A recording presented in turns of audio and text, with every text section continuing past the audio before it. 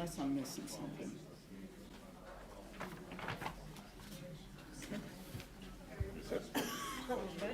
Good evening, and welcome to the February 11th, 2020 meeting of the Village of Yellow Springs Planning Commission. I'm Frank. I'll be master of ceremonies for tonight. Would you call the roll, please? I would. Doden. Here. Stiles. Here. Curlis. Here. Collada. Here. Also present, Village Planning and Zoning Administrator Denise Swinger, Solicitor Chris Connard, Public Works Director Johnny Burns, Village Manager Josue Salmeron. First thing I'm going to do is just briefly go through the agenda. We'll start with a review of the minutes and then a summary of communications that we've received. Then, Laura, will you have a council report tonight? No, Oh, I didn't know okay. I had to have a council But- report. What would I normally report on, Just please? anything that the council is doing that That relates to planning matters to commission. you. Yeah. I can't You can of think about it. anything. We'll get to you I'll in a think couple about minutes. it. Then we'll have a chance for a period of citizen comments for non-agenda items. And then after that, we have three public hearings, or three conditional use applications. One for the food truck at 101 South Walnut, one for the for a home occupation business at 335 West Davis, and then the Yellow Springs Home Inc. Conditional use for the Pocket neighborhood at 1133 Xenia Avenue. Following that, we'll be discussing some text amendments to the code, first of all regarding stormwater runoff, and then after that regarding the noise ordinance. After that, old business, new business, and the ever exciting agenda planning for our upcoming meetings. So, all right, that's it. First thing that we'll do is review the minutes of our January 14th, 2020 regular meeting. Does anybody have any changes or corrections to page 1? Page 2? Page 3? Or page 4? Okay, hearing none, I move that we approve the minutes from the January 14th, 2020 meeting. I'll second it. All those in favor of approving the minutes say aye. Aye. All opposed? I abstained because I wasn't appointed then. Thank Okay. you. Thank you. So the minutes are approved.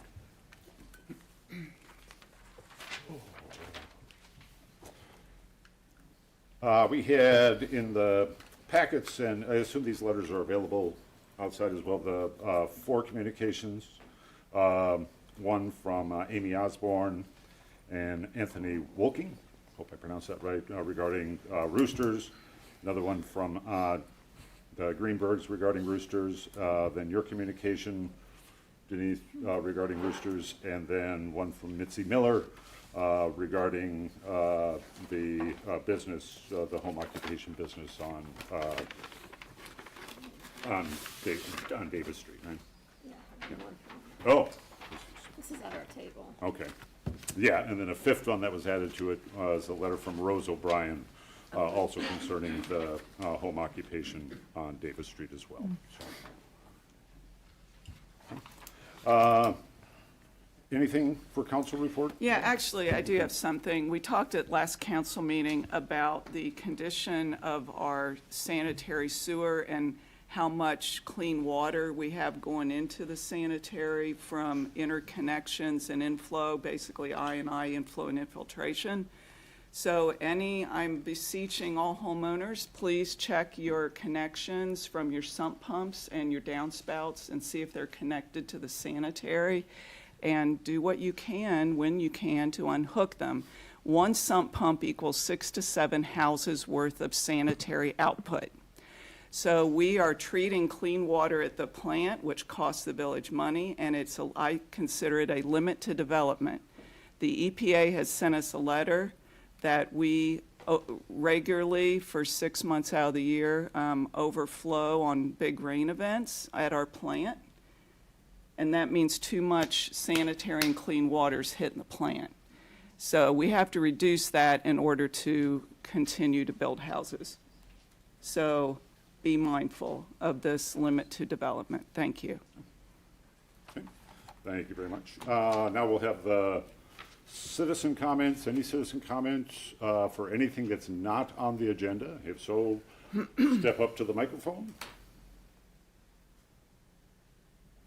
Okay, I guess we're done with that then. All right, we'll move on to the first of the public hearings, the conditional use application. Mr. Nigam, is that Yes. of Ahar, India, at 101 South Walnut Street, submitted a conditional use application for a mobile food vending truck. So, as many people are aware, Mr. Nagam has had a food truck at the Corner Cone for a number of years. The permit originally for that property was issued in 2014. Since that time, there was a change of ownership. Mr. Nagam had a fire incident and lost his food trailer, and he is now secured another food trailer and has met with the fire department because of a new code in January of 2019 requiring that food truck establishments, mobile vending establishments must be at least 10 feet away from any combustible materials. So where the location that he did have was too close to the fencing and lattice work at the Corner Cone. So he had made a proposal to move the food truck to the opposite side of the parking area, tucked in towards the back of the parking lot. There are diagrams in here showing the location of where he wants to have that. Staff is supportive of the application. We do have a couple of conditional requirements that we would like to see. Have discussed this with Public Works as well. We would want to see that an electric permit is issued by Greene County, and that his water is secured, taken from the Corner Cone, and then also then he can dispose of it at the Corner Cone. And the reason for this is just the way that we calculate our water, and we wouldn't want, if we put that into the sewer system and we haven't taken it from a metered water system, then that would be water that would be treated that would be not accounted for. So that was another requirement. And Mr. Nagam is here. He does have a food service operation license permit. It is up to date, expires March 1st. And his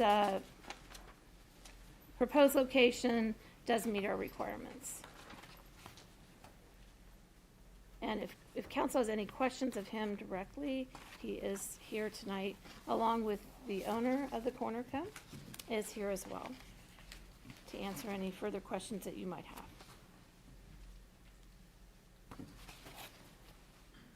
Anybody have any, Mr. DeGan? Yeah, could you step up to the microphone? Because I do have, yeah, just step to the microphone and state your name, please, for the record. So, good evening. My name is Akhilesh Nigam, and I'm the owner for the food truck, which is was located at 101 South Walnut Street. My only or main concern, in addition to the things that Denise has already specified, would be the placement of the food truck relative to the houses just to the south of there, and any potential fumes or odors. Was there any problem in the past with where the truck was? There has not been any problem as such. Okay. And whatever fumes comes, this will go straight in the air. Yeah. And I don't think, because we had been there for almost 9 years, and we never had any such complaint. Okay. Yeah. Anybody else have any questions? I know Mr. Nagam had suggested using a generator, and it is a quiet generator, but staff is still would like to see that he has an electric inspection by Greene County for what he does. For electric, I have given Yes. a proposal to him, if you like.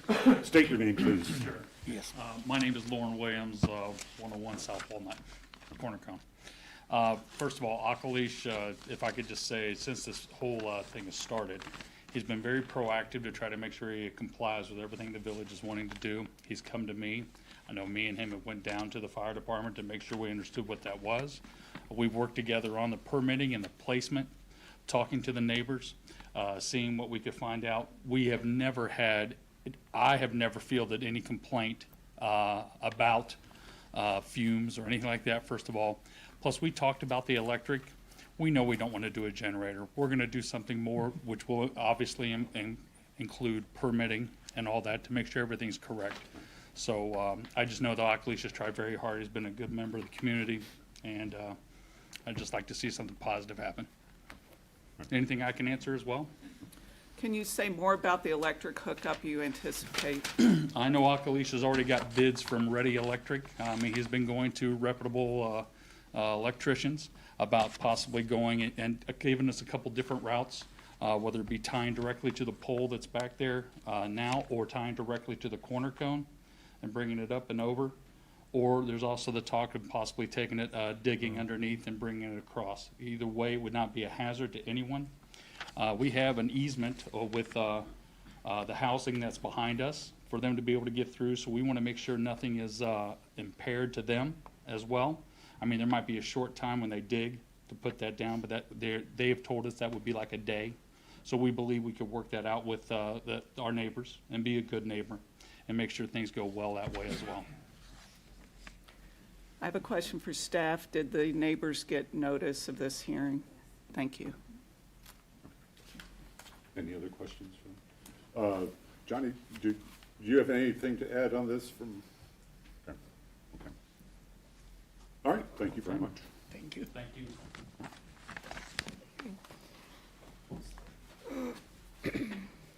Okay, if there's no other discussion or questions here, I'll open the public hearing on this, if anybody would like to come up and talk about this particular conditional use application.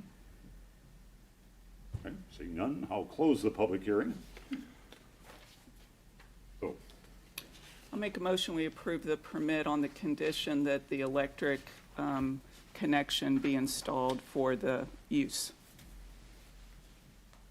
do we just want to go with What Denise is. the three conditions that were listed? Oh, well, yeah, what she recommended, plus the electric installation. Okay, so the motion is to approve it with the Right, three yeah. conditions that were listed by staff, which are that the food truck shall be connected to the village electric, the potable water used to fill the food truck's tank must come from the corner cone, and any signage attached to the truck will require a sign permit. So we're not gonna include the generator then? We're taking the generator out? Yeah. Okay. I second it. Moved and seconded, that we approve it with the three conditions. Would you call the roll, please? Yes, Curlis, Yes. Palata, Yes. Stiles, Yes. Doden. Yes. Thank you very much. Thank you.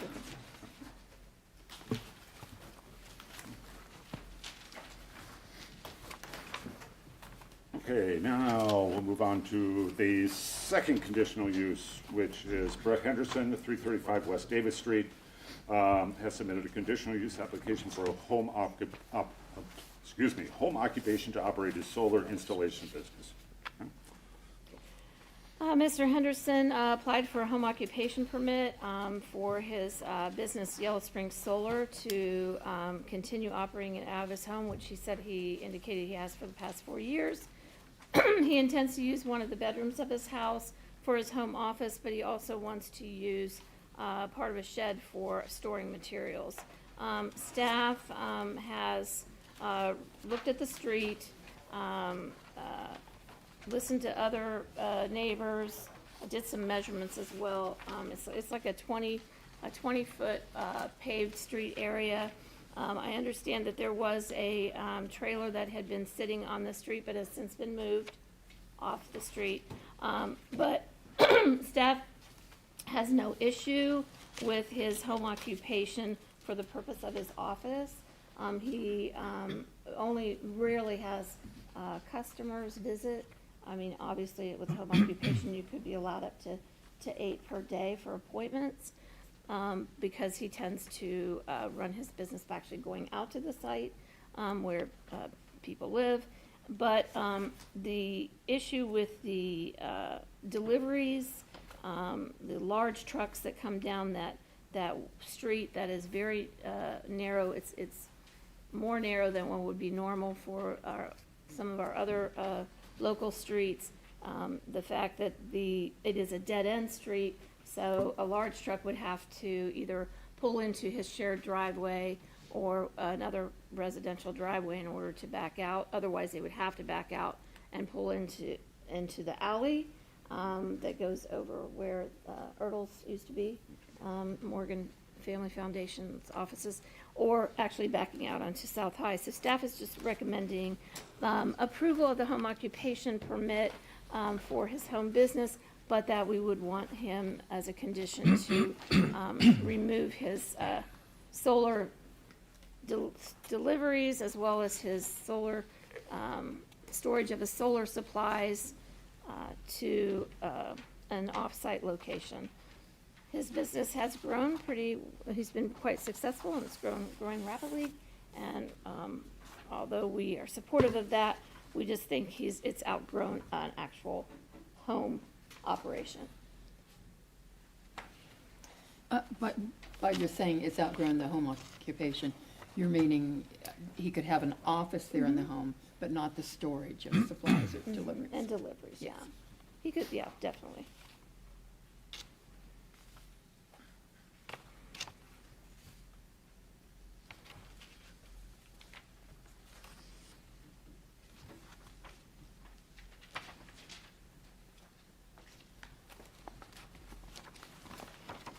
Anybody else have any questions or concerns right now?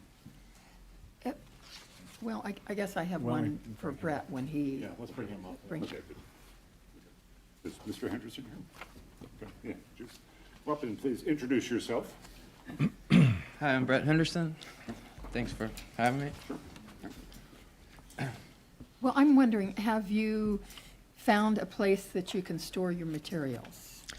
No, I have a 16-foot trailer that I keep at my parents' house. They have a big farm up in Champaign County.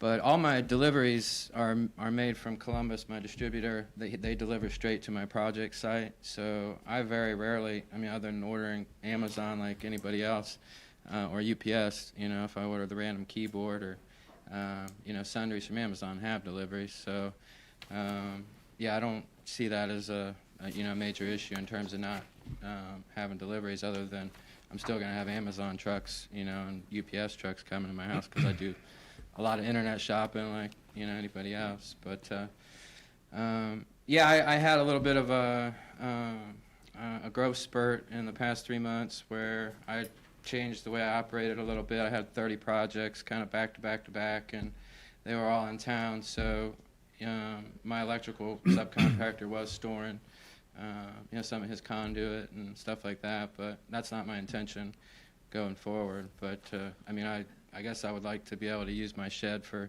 storing you know, materials like anybody else that they might use for future purposes. But it's not my intention to operate, you know, in terms of having that as a material depot. I mean, I just have leftover materials from, you know, these projects. Hopefully I can return those, you know, eventually, but it was just a matter of stocking up so I could, you know, have materials available. But other than that, everything's delivered from Columbus. You know, my panels are delivered straight from the distributor. All the inverters, everything comes on a truck and goes to each project site. So that's how I do business. Can you go into a little bit of detail just about your business that you've had? You said for 4 years, you've got employees. Just tell us basically what the business is and how you operate. Well, I'm the sole employee, sole owner. I have partner subcontractors that, I mean, work out of their homes in town. You don't have employees now? I'm my sole. I've always been the sole employee. I have subcontractors that work for me. Some of them used to work for me on a dedicated basis. But yeah, that prevents me from having to have workers' comp, and allows me to have low overhead and be able to offer the lowest prices on solar around. So, and really, that's how I plan on continuing, is just being the sole employee. I have kind of a niche where I do custom structure designs, and kind of finding that that's my what I find more enjoyable than the high volume business. It's a lot more stressful. So I think I don't have customers come to my house. Out of 30 customers in 3 months, I think 2 of them stop by to drop off a payment. But other than that, I'm going to their houses. And Denise, is it permissible for him to store anything in the shed?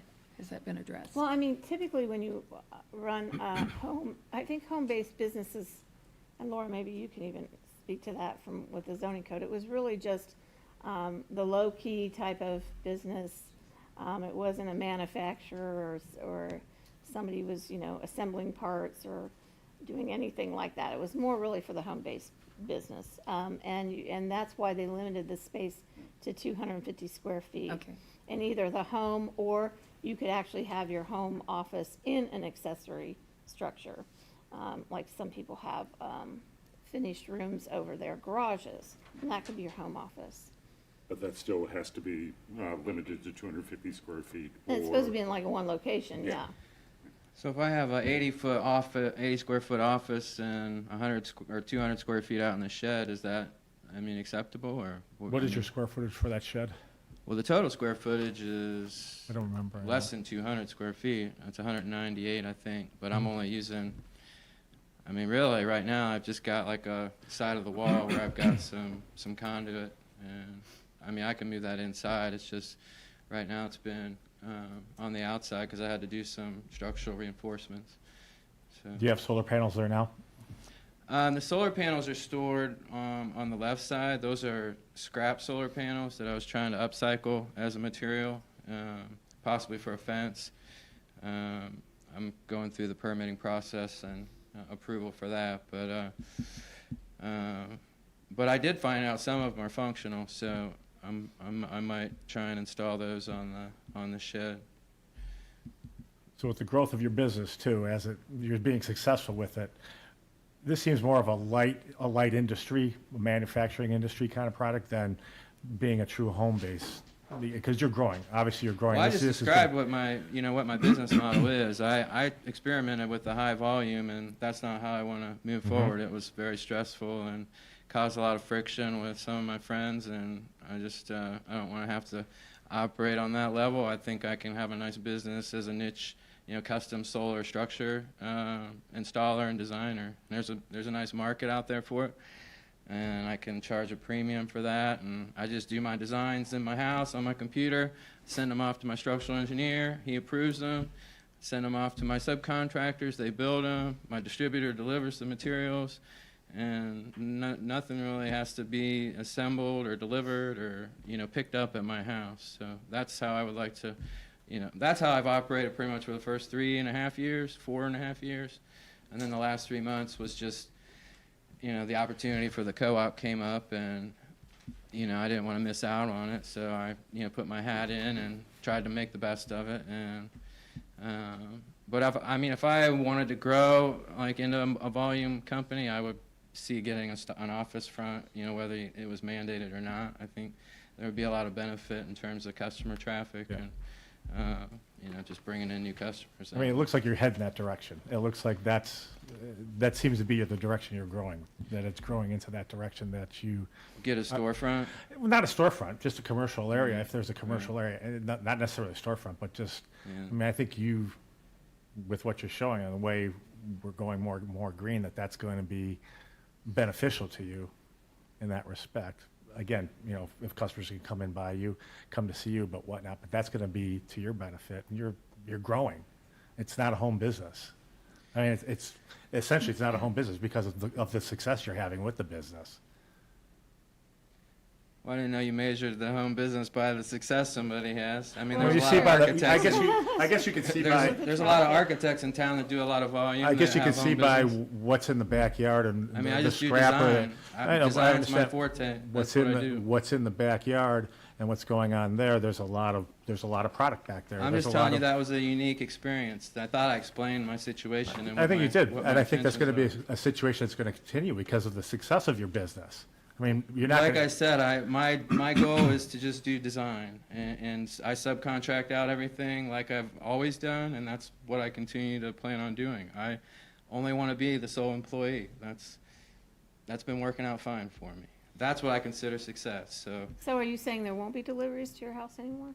there won't be deliveries. There really have been an unusual. I mean, I would say there's been in the past 5 years, I've maybe had three trucks come with like big, semi-trailer type trucks, and a lot of that was for material to build my own shed. So no, every project comes from Columbus straight to the project site. That's the relationship I have with my distributor, which is awesome. So no, I don't get deliveries to my house for my solar business. And I'd like to get back, I guess, to the space. So if he's saying that he has 80 feet in the house, 80 square feet, and going to use a certain amount in a shed, is that permissible?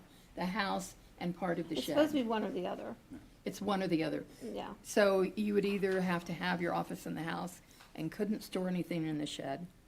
So when you say I can't store anything in the shed, I mean, I'm an artist as well. I do a You- lot of sculpture. I've got a lot of like You could found store materials. personal that- things, Yeah, but not exactly. things for the business. Okay. It's inventory. An inventory, commercial inventory is probably appropriately stored in an off-site in a commercial area, like a storage facility.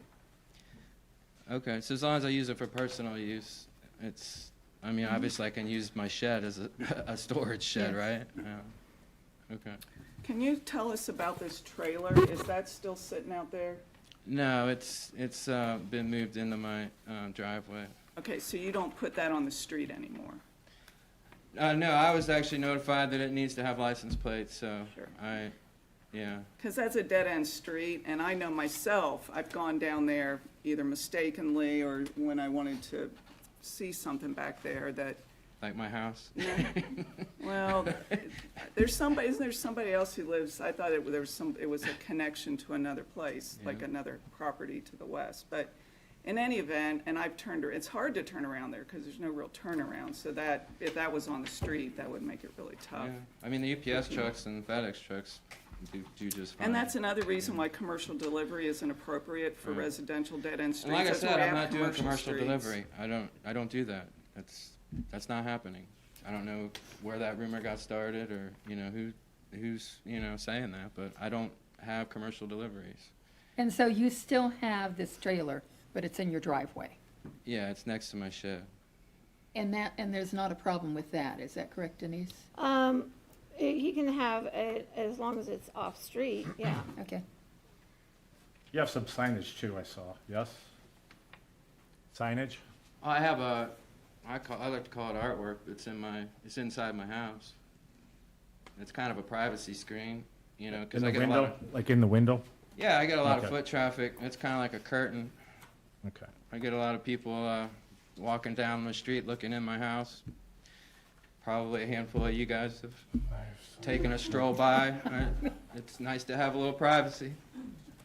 Come See, it's on, hard to Brad, find. come on. Is there any Come water on. runoff? Does You it know, have Brett, commercial I language have a on it? job to do, so if I'm coming over to your house to take pictures, it's because you're here. I'm not singling you Okay, out. I don't I'm- really I'm hang, not I don't really singling hang you out over at your Yeah, house, okay?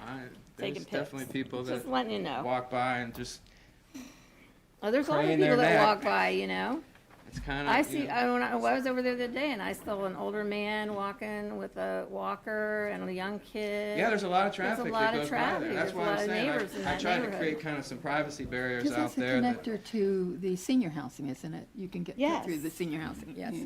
So a a number of major them will use it. thoroughway. Is there any Just not stormwater for issue? cars, it's just a Yes, walk just for path, walking. yeah. Is there any runoff or stormwater issues with the auxiliary design, the unit in the back? with that surface area? Do we have any, we've not had any reports on that, right? No, I mean, Okay. there were, with the primary, there were some issues, but those have been resolved. Yeah.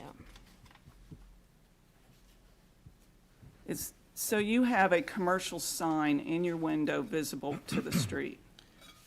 I have, actually, it's an artistic sign, but yeah, it's it Has it has my- commercial it has language my- on it? My business name's on there, yeah. Okay. But it's not like, unlike, there's probably 30 of those yard signs out in other people's yards, so I don't understand. I have a question. So you have a commercial sign in your window. Is that size of the sign allowed? I'm asking staff. Thank you. And I guess, is it a commercial sign or is it art? That's an awesome, I love it. I mean, it makes me smile. All signs are art. Art, So, That's pretty. but I mean, right, they pretty are. But it's commercial totalitarian. language, right? It has has the commercial You language. could say all art is signs, too. Yeah. What's on the sign? What's on the sign? It's the earth with a sun around it with yellow springs flowing out of the sun. Is that to advertise your business? Yellow Springs Solar or just Yellow Springs or? Does it have any words on it? It does have words. It says Yellow Springs Solar. on it. Okay. Oh, And that's the name of your business? That is the name of my business. Thank you. Is that sign permitted? it would be permitted with a sign permit. Well, I mean, Um, it says in the code, there will be no sign on the property identifying the home occupation, and all other provisions of this section shall be met. I thought that's but- what this variance hearing was but for, is was that- to be able to allow a sign. But is Yeah. that, Home businesses is can't have that signs? except for conditional use? I mean, what's the adoption? I think that's if you Well, want to that's waive, That's of the home permit, Doesn't it have a sign up yeah, front? but if home you, occupation. I don't know if it's a home business. I think that's commercial, that area can be used for commercial. no outdoor storage activities or displays shall be submitted, but he, So if I have car magnets on my car, is that? no, I what mean, I'm saying is that, where's the that draw the the reason line? you're here for a conditional use hearing, if you wanted to waive this process, then you would not have been able to have a sign. But Right. what I'm saying is that Right. you could have a sign with a sign permit if this is approved as a home occupation. So I have to go through another step? I thought that this was, like, when you It's asked a me everything permit. that I wanted. It's or- a sign permit. You're here for a conditional use hearing. Once right, you get which through I the thought was condi- necessary if I wanted a sign. if I No, it's wanted- necessary because you've been operating a business for 4 years without getting you're right. without getting This is to conditional get use. approved. How many for the- other people in town have been doing that? Everyone goes We through the could go down conditional. that list in our red book, and I bet there's at least 50 But we're- businesses but that unfortunately, are we're here- operating as we're home here- businesses We're without. here for your without- sign, for your permit. business That's- at this point in time. Yeah. Yeah, unfortunately, that's not what we're here to really legislate. Okay. We're dealing with your conditional use application, so. I have one question. It's going to be a Home Inc. related question. So it's a Home Inc. house. It's going to come, if one of you guys could ask, if we could ask the question, what is the criteria for home businesses? Do you guys permit home businesses, or are you going by zoning? What is the criteria that Home Inc. goes by to allow or not allow or approve or disapprove of home businesses? That would be in the ground lease. Yeah, as opposed to a homeowner versus the landowner. Canetta Sanford, that would be in the ground lease. I'm not really familiar with it, just because that's not really my area, but it would be in the ground lease. And the ground lease typically says if it's, as long as they follow the zoning requirements, then they'll be okay with it. I think where it gets into a gray area that I always feel uncomfortable with is that they're building things. Because then they're making improvements to the house, which increases the Okay. value.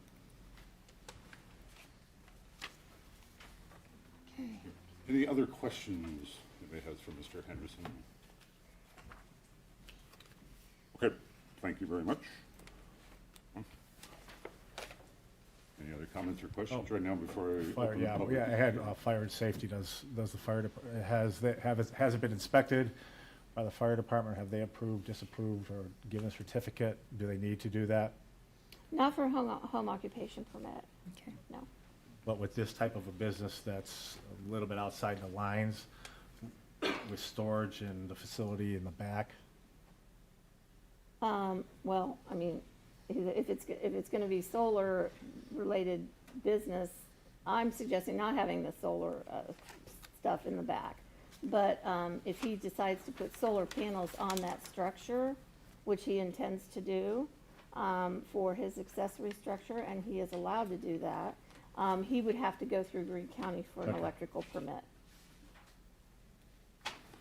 Before it would be, it would have to be inspected by Greene County before he could actually hook on into our electric system.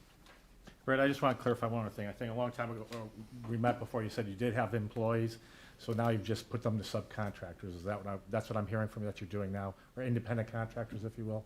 Something along those lines, but they're not your employees? Yeah, they're not officially hired. Okay. Yep. Yep. Any other questions right now? Okay. All right. I'm going to open the public hearing, so if anybody would like to come up and have comments about this application. And in the interest of time, try to limit your comments I'll be to maybe brief. 2 or 3 minutes. Yeah, Andrew Klein, I live on West Davis Street. I haven't had any problems to date with any of the business activities that Brett Henderson has been doing. I have, as probably everyone may know, I have a construction business in town. I also get a lot of my materials delivered to the job site the same way he does. I think it is important to emphasize that we should absolutely not be taking commercial deliveries on West Davis Street, as you all have pointed out. It's a no outlet, whatever the right term is.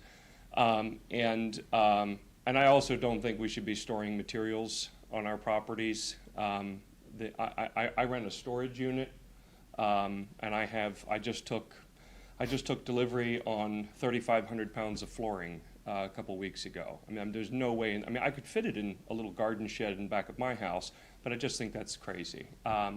And so I think those are the comments that I have. Thank you. Thank you, Andrew.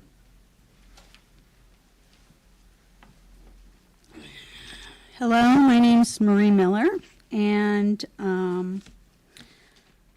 my garage is right next to Brett's house, and I did write a letter. I know other neighbors have been concerned, and some of them can't be here tonight. I hope they express their concerns as well. I just want to say I've gone through Mrs. Swinger's report. I agree with her recommendations to the Planning Commission. I can state that in the past, I'm not out there patrolling, but I go to my garage and then I leave with my car down the street. There have been 2 occasions that I can address. One was probably in 2017 when I would call a freight truck with a cab came down and delivered solar panels on a skid on the opposite side of his house, and they were there a day or so when he moved them into his shed. The other one was November of this year, and I came down the street. His partner was on his side of the street and blocking with a van, and there was again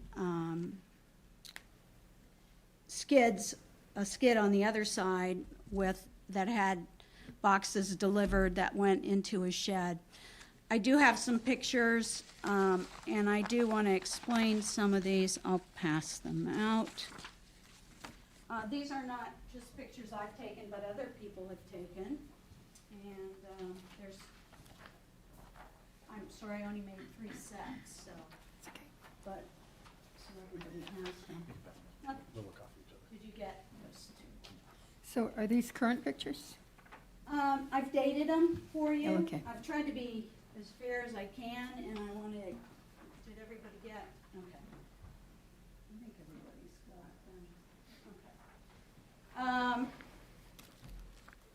Okay. He has had that trailer on the street before with materials. And then solar panels on the exterior of the shed. Some of them, I guess, are usable, some of them weren't usable, because at one point he illegally had solar panels on the roof, but it had to have structural support in it. His trailer's been noted to be coming down the street with materials and back, and I think that shows that in the one picture. And I show a delivery somebody else took. It's a small, well, it would probably be an Amazon delivery. He's right that there was a period where I think his business was taking off. He had many, jobs, and we were seeing more traffic, more deliveries. And were those deliveries the big trucks, or were those Amazon? Some of them were Amazon, but the two occasions that I saw were large trucks. And those were in the just recent past? That was in November, and the other one was in 2017 that I saw. And honestly, I know that Brett has, most of his materials are brought on site. I've seen them when I've been out and On stuff like that. site to where the panels are going to be installed? Exactly. And, I want to make sure that's clear. But this is a residential area. And I think I've been clear in my letter about trying to maintain a residential area. We also have children playing, and they're at the age now they're riding bikes on the street. And I have concern as well for loss-in-place individuals who, if they're in wheelchairs or scooters, they're on the street. So safety to me is a real issue in our neighborhood, and that it's a neighborhood.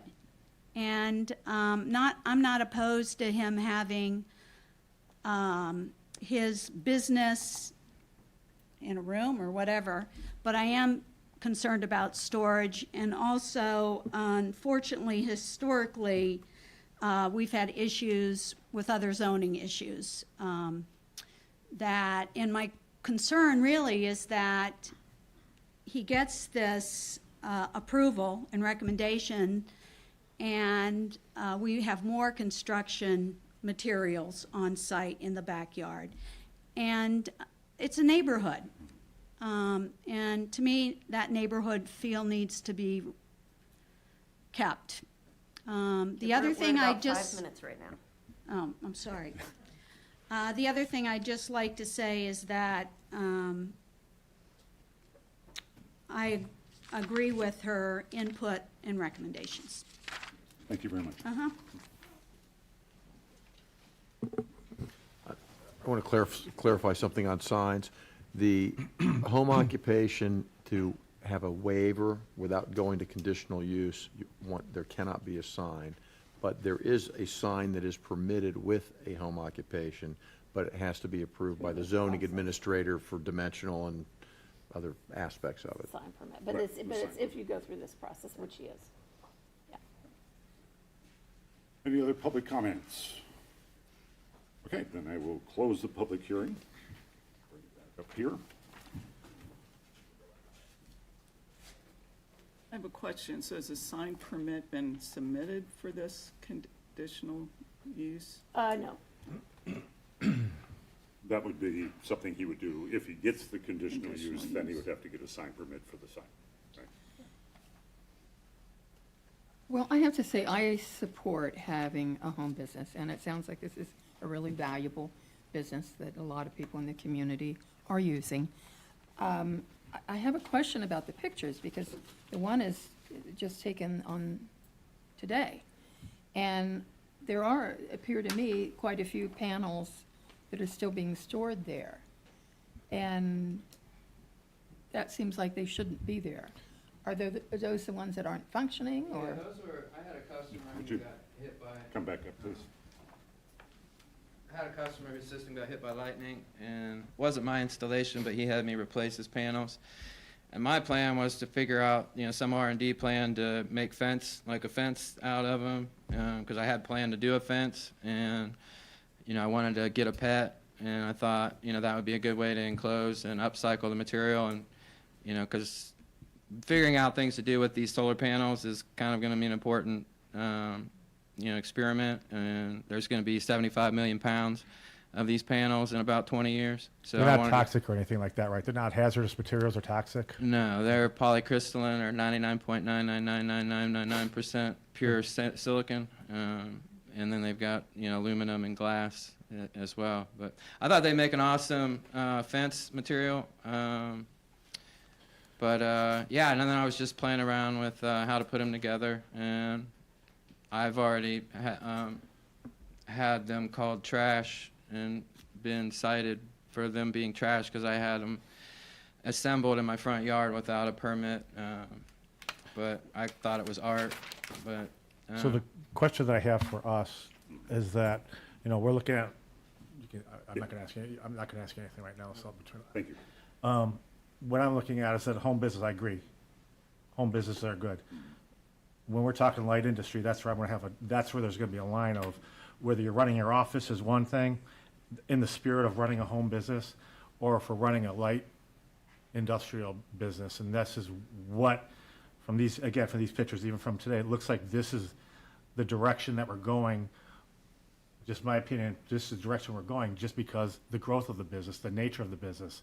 This isn't something that's going to get smaller. It's just going to continue to grow, not just for Brent, but for anybody that's in this line of work. So now you start looking at light industry, you're looking at in a neighborhood, in a confined neighborhood, and that's where the issues are going to start coming up. Do I want a commercial business in my neighborhood? Again, not taking away from the office, but looking at everything else that's making up the business. I guess I hear what you're saying. You're trying to define it as The spirit of a home business. that it's not a home business. But can we do that by defining it? I mean, Brett has come to us and says he wants to operate a home business. He has been operating it. He has material there, but it's not, I guess he's not doing any manufacturing. Who decides what type of business it is? Can I explain my business model again? No. Just to clarify? No. He continues to reinterpret it. I don't know why. We're talking, that's why we're having a discussion with us right now. You're confusing the situation. Thank you. Go ahead. I think in the spirit of home occupations, it really was for offices that people have in their homes. You know, we have accountants and different people that do home-based businesses, that might maybe a tax service, a counselor that may have people coming occasionally, We have a right? yoga one that we just approved. Yeah, what we're not doing is, this though has to do with these materials. I don't have no issue with the home. With the business oc- itself, it's the Yeah. storage of the materials. But I And- think, the language, And this the is- deliveries of Yeah. packages, and on a very narrow street, with it being dead end. and concerns about, this is in section 1262.08. I'm down under I and J, where it says the use in I, the use shall not create a nuisance for the public and any surrounding property. And then in J, traffic generated by the combined home and home occupation shall be compatible with traffic normally expected in a residential district. Vehicles used in the home occupation or making deliveries shall be no larger than the utility vehicles commonly used for non-commercial purposes, i.e. pickup trucks, vans, panel trucks, and the like, parcel package delivery trucks. And I think, from the way it sounds, it seems like the neighbors have a legitimate concern about large delivery trucks coming in here, particularly considering the structure of that street especially. I think Mr. Klein raised a great point by saying he gets equipment, materials, and they're not coming to the resident. They're coming to the storage facility or something other than being in the residential area. Again, as a commercial business. Just Not- to reiterate, that's not my plan. I have like 3 large trucks in the past 4 to 5 years, and in 3 occasions, that's not my business model. So I'm fine with, if you want to put no commercial delivery, I mean, I have UPS trucks come all the time. I just had an 8-foot piano delivered yesterday, but that is my personal use. That's going to happen. I don't, internet shopping is a thing of the future. I'm not using it for my business, so I'm fine with the no commercial deliveries. That's fine. That's not an issue. I'm fine with not storing materials. You know, that's fine. I have all my materials delivered to the site. You know, this was a rare occasion where I've got upcycled solar panels in my backyard. I'm trying to figure out something to do with them so they don't just go to the scrapyard. I want to make a fence out of them. They're eventually going to be turned into a fence. They're not going to be there anymore. You know, I'm going to return the conduit on the side of my house. That's left over from those 30 projects. I'm not going to be storing conduit. I'm not going to be storing things there. Just to reiterate. I want to say one thing to you, Brett, and that is that not only did I send you a home occupation permit, which you basically provided with me with like 2 sentences, I then sent you a very detailed explanation. I wanted you to expand on that, A through J. I thought that's what this process And was that- for. It was to come explain what I was It's doing. to give me as much information I can ahead of time so I can make the case on your behalf. I wasn't able to do that because what I got back was, that is my plan, that is my plan, that is my plan, or no information at all. So I don't think you should be too critical of people asking the amount of questions that they're asking here because they didn't have the information No, ahead of I'm time. not being critical of anybody asking questions. I'm trying to clarify because these questions aren't really concerning. Well, I mean, I explained it to you in They're an concerns to email. us, that's why we're asking the I mean, I- questions. I- I guess you continue to say that I'm doing these things, but that's not what I'm doing. But I'm just I think all Denise is trying to say is that, you know, given the opportunity, it would have been nice for us to have had that information in more detail before I thought this that's meeting. what this process was for me to come explain what I was. No, I said in an email, please answer these questions in more detail. I lined it out for you, and I didn't get that back. I mean, what I got back was, that's my plan. I mean, Yeah, I was planning on. That is my providing plan. everything that it was saying. okay, all right, well, that, That's it what would I have thought I helped. was doing. I have another question for staff. What's the law about the outdoor storage of materials? There seems to be a lot of material stored outside of a building on this property. Right, so none, absolutely none. I mean, you can have stuff stored inside, as he's asking for, but not outside. However, given the information that I have about the deliveries and from the neighbor letters and what I've seen, I'm just suggesting with the growth of his business that he just moves the solar stuff to a storm lock. And so you're talking about all the stuff he has in the yard right now? All his, yeah, he's got solar panels and pieces of wiring and fragments of metal that are all, he says, related to this business.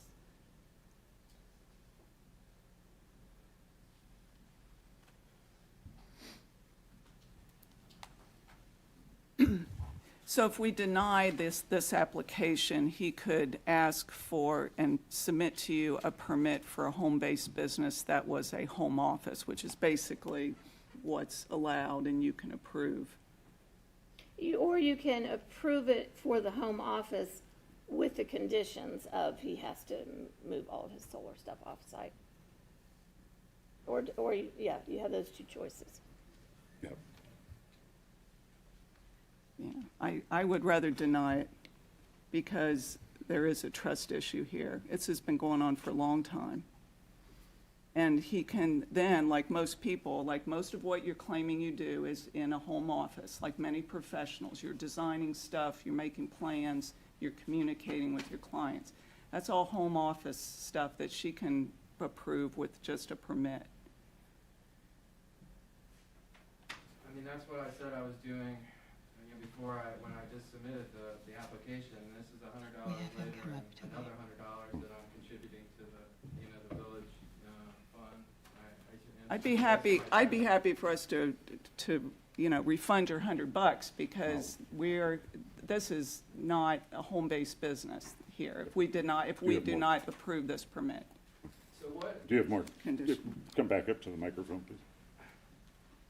I mean, I very rarely have customers. I mean, Blake, I never have customers. My plan is to not have employees come to my place. I mean, they're subcontractors to begin with. Okay, you keep saying it's my plan, but then we've heard that there have been obviously exceptions to that plan. Like 3 times in 5 years, But I've you've had had a truck. employees there, you did have employees there at some point that were parking there when you were if you don't call them employees, there were subcontractors that were parking there on the Yeah, at street. most one at a time, which I thought was acceptable to this, to these conditions. But this is all current.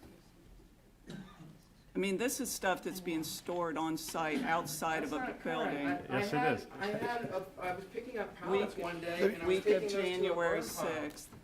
Week I of mean, that's January covered 6th. up with a tarp right now, and. That's out, but even if it's covered, it's outside storage. I mean, that is like selective harassment, like picking at me at my worst and coming and presenting me to the public. I mean, it's like, that's not how It is how it is. We've taken pictures. People that have gone by have sent us pictures. It's continual. That's what we're looking at on the that outside. is not how it is. That is covered with the tarp. I got a complaint that day, that same day, as soon as that happened. I was taking all that out of my shed so I could reinforce the structure, so I could satisfy the building requirement. I had to move that stuff somewhere. That same day, somebody was literally examining my property. Within 4 hours, I got a call from the village manager of having done that, and I had to put a tarp over it. And I told him, I'm building, doing the reinforcements. And this And was then, today. that same day, those And that was pallets today were on the moved, and I outside. took them to a burn pile at my parents'. Those pallets are no longer there. I mean, that was. But the solar panels are still there. As of And the today, the solar flashing. panels, the flashing is still there, the solar panels are still there. So I want to point out something under the code. So there are two possible mechanisms that one can obtain the opportunity to do home occupation. One is that there's a conditional use component to it because of the circumstances surrounding the operation of the business. But the zoning administrator also has the opportunity to waive the need for the conditional use hearing if all the conditions set forth in the code are met, which includes there will be no sign on the property. And in this case, the code is very clear that no outdoor storage activities or displays shall be permitted. I think one of the challenges that we've heard, and this included the last time that Mr. Henderson was here, is that the concern over outdoor storage does include bringing things back from a job site becomes a form of outdoor storage. And I think that people understand that we all may store something temporarily. I mean, temporarily means for a very, very short duration, but when it happens over and over again, that would appear to be part of the business. And therefore, if because it's attached to the house, then that it would appear to be part of the home occupation, which is separate and distinct from literally doing the occupation that one does in one's home, Yeah. purely inside the context of the home. And just to clarify, that metal Is for sculptural material that I've been saving. Those are upcycled printing plates. The solar panels are for fencing material. None of that's for my business. But that came No, from but your you came business. back It came from- from your business. That's No, the point. metal printing plates did not come from my business. Well, what about the solar panel? The solar panels, yes. I could have taken those to the dump, or I could have figured out something to use them for a fence. I'm gonna use them for my fence. And I've been waited 2 weeks for a clarification on where I could put my fence. That's been the only holdup. I mean, I asked the question. What are you talking back on- I asked the question 2 weeks ago on what the You're setback quite familiar with requirement what was the for my code fence. Back to the microphone, Brett, please. you're familiar with the code. I told you we need to meet, and we're gonna meet next Yeah, we're gonna meet. Wednesday I at mean, my 10. plans are to Because make a fence. of this piecemealing of what you're doing, I want you to come to me with a plan, what you wanna do. That would be For great. the whole site plan of what you wanna do on Awesome. your property. Because Yeah. I'm kind of putting too much effort on my end into this piecemealing and changing and piecemealing and changing. Believe me, it's a lot of effort on my end, Oh, too. well, especially when you put up fences Yeah. without a permit and then you put them on other people's property. It's a problem.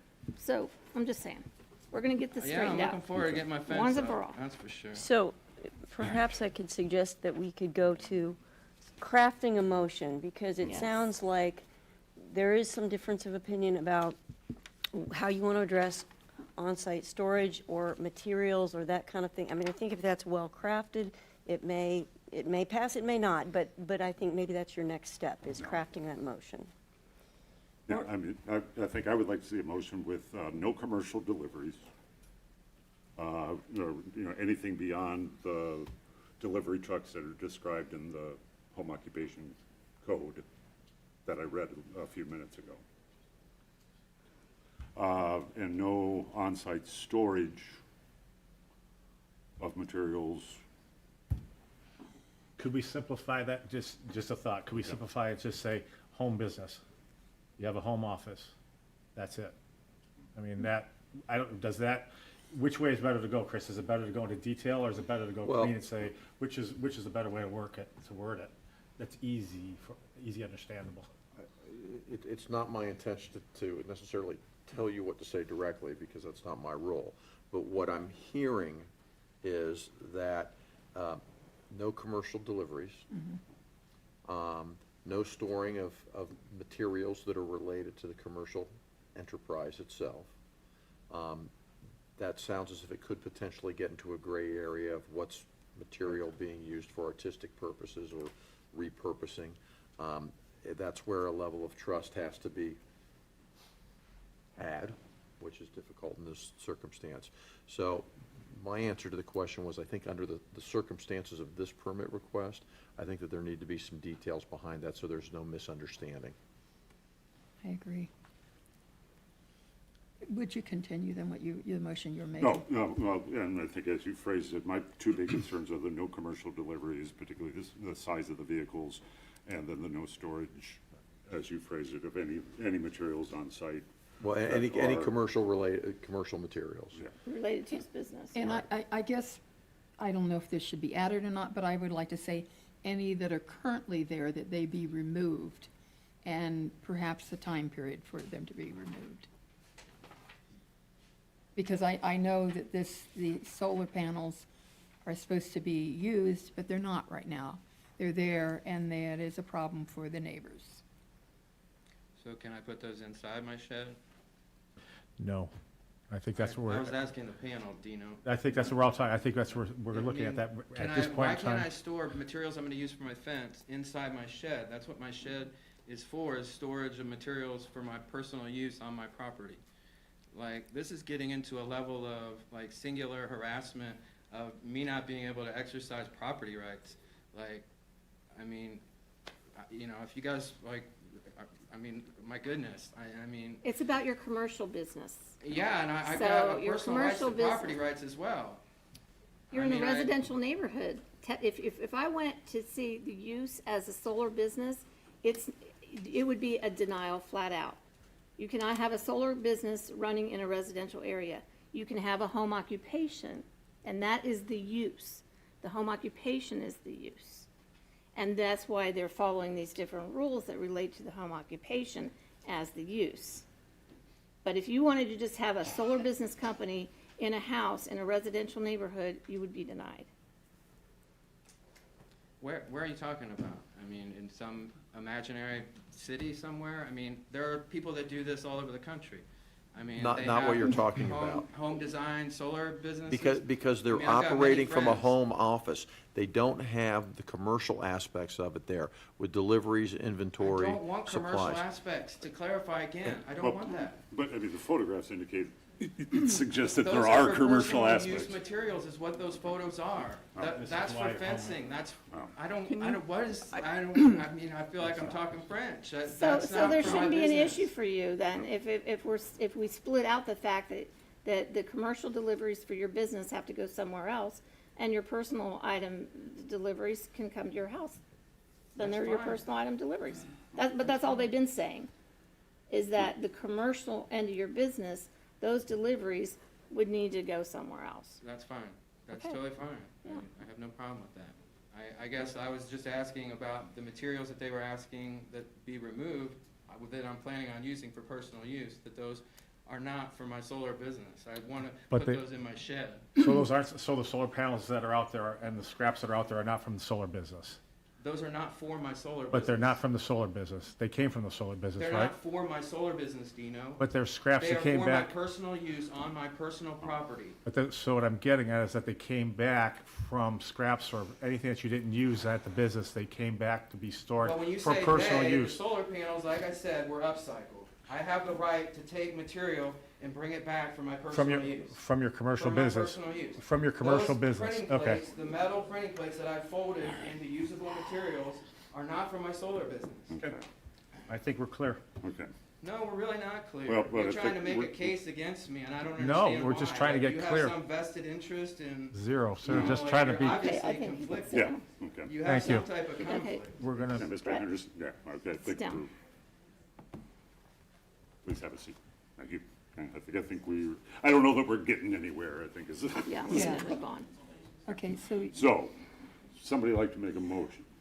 I thought you were making a motion. Oh, okay, so I will move that, to approve the application, as long as there are no commercial deliveries of materials for the business, no storage for materials for, the commercial materials for the business. And no on-site storage or No on-site inventory? storage.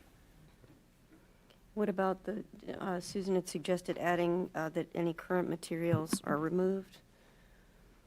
Cleaning up the yard with the. Cleaning up the yard, any current, Removed from the yard, or did you want to be more specific in that?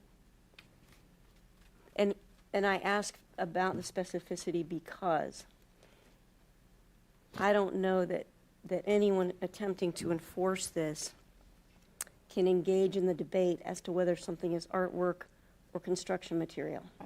That cannot be something that's left to law enforcement or the zoning administration.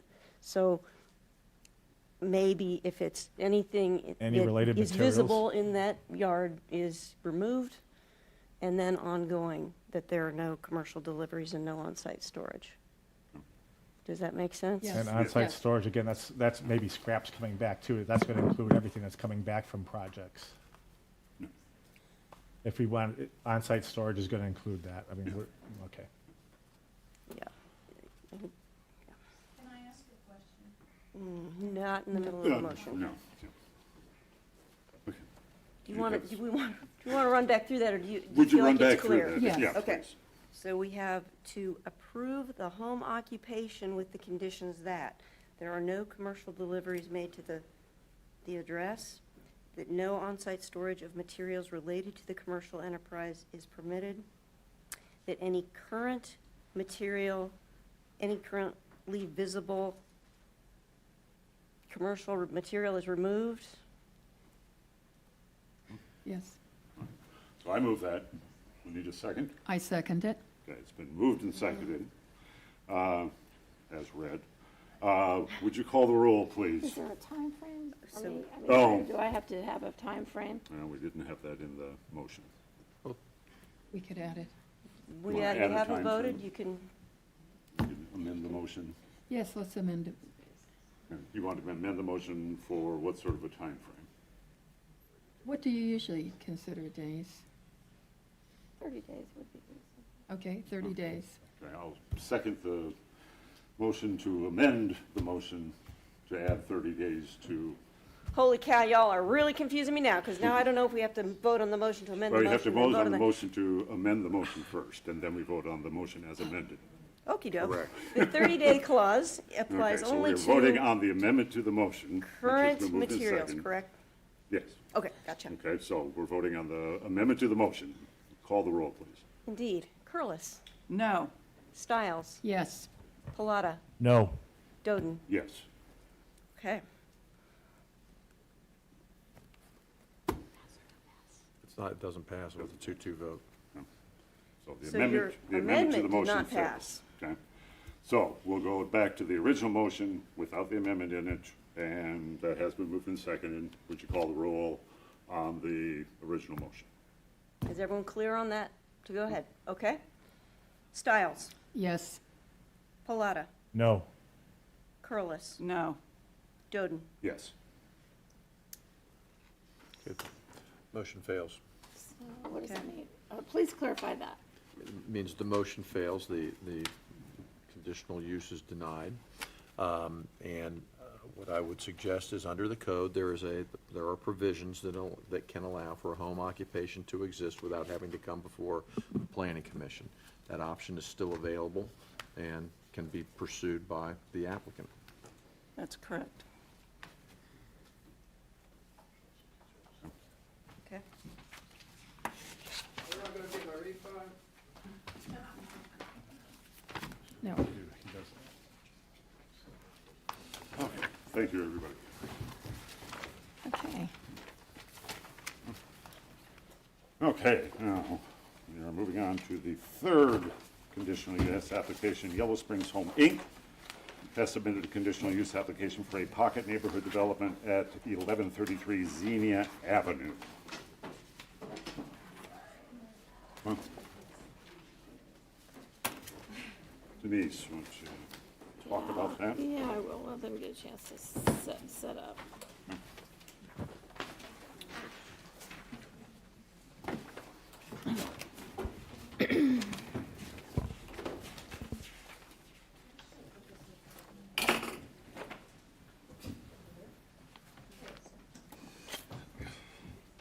It's now blocking your fire access, but okay.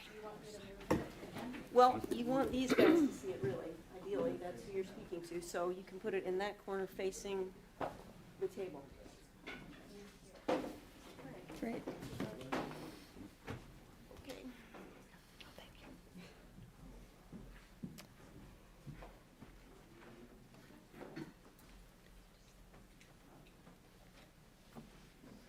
Okay. Home Inc. Has applied for a conditional use hearing for a relatively new section to our zoning code called pocket neighborhood developments. And pocket neighborhood developments are basically small intentional communities. They are operated under a homeowners association. They have to be less than 5 acres.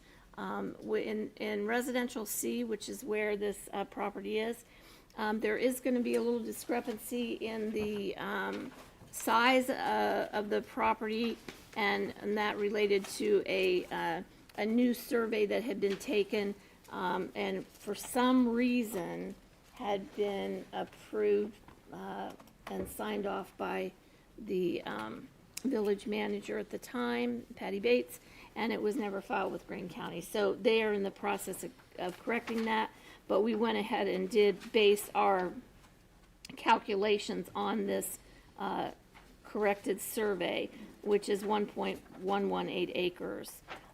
In that, that allows up to, in residential C, that would allow up to 14 units per acre, and they are requesting 12 units.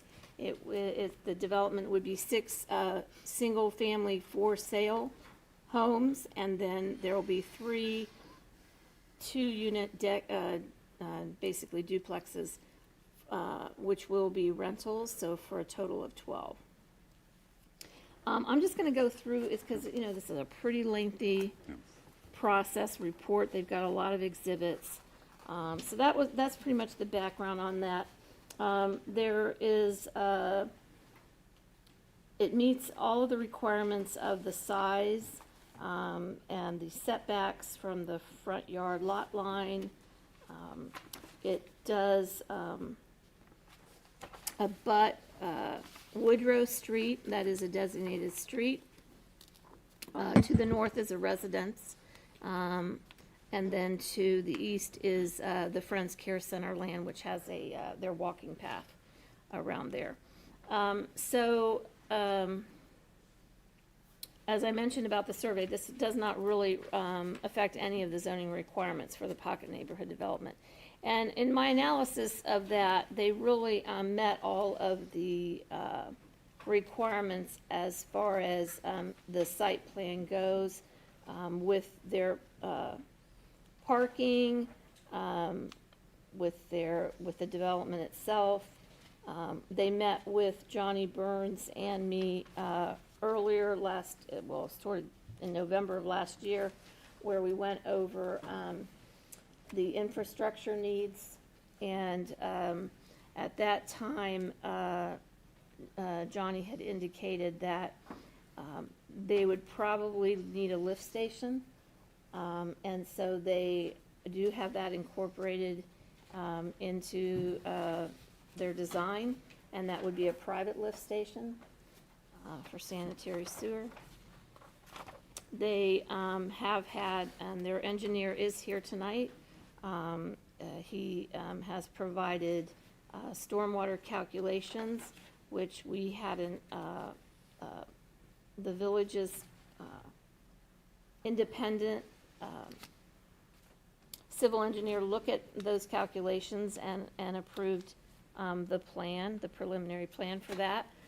They're gonna have, and at the front of the property is where they will have, the stormwater will run into a detention basin at the very front of the property.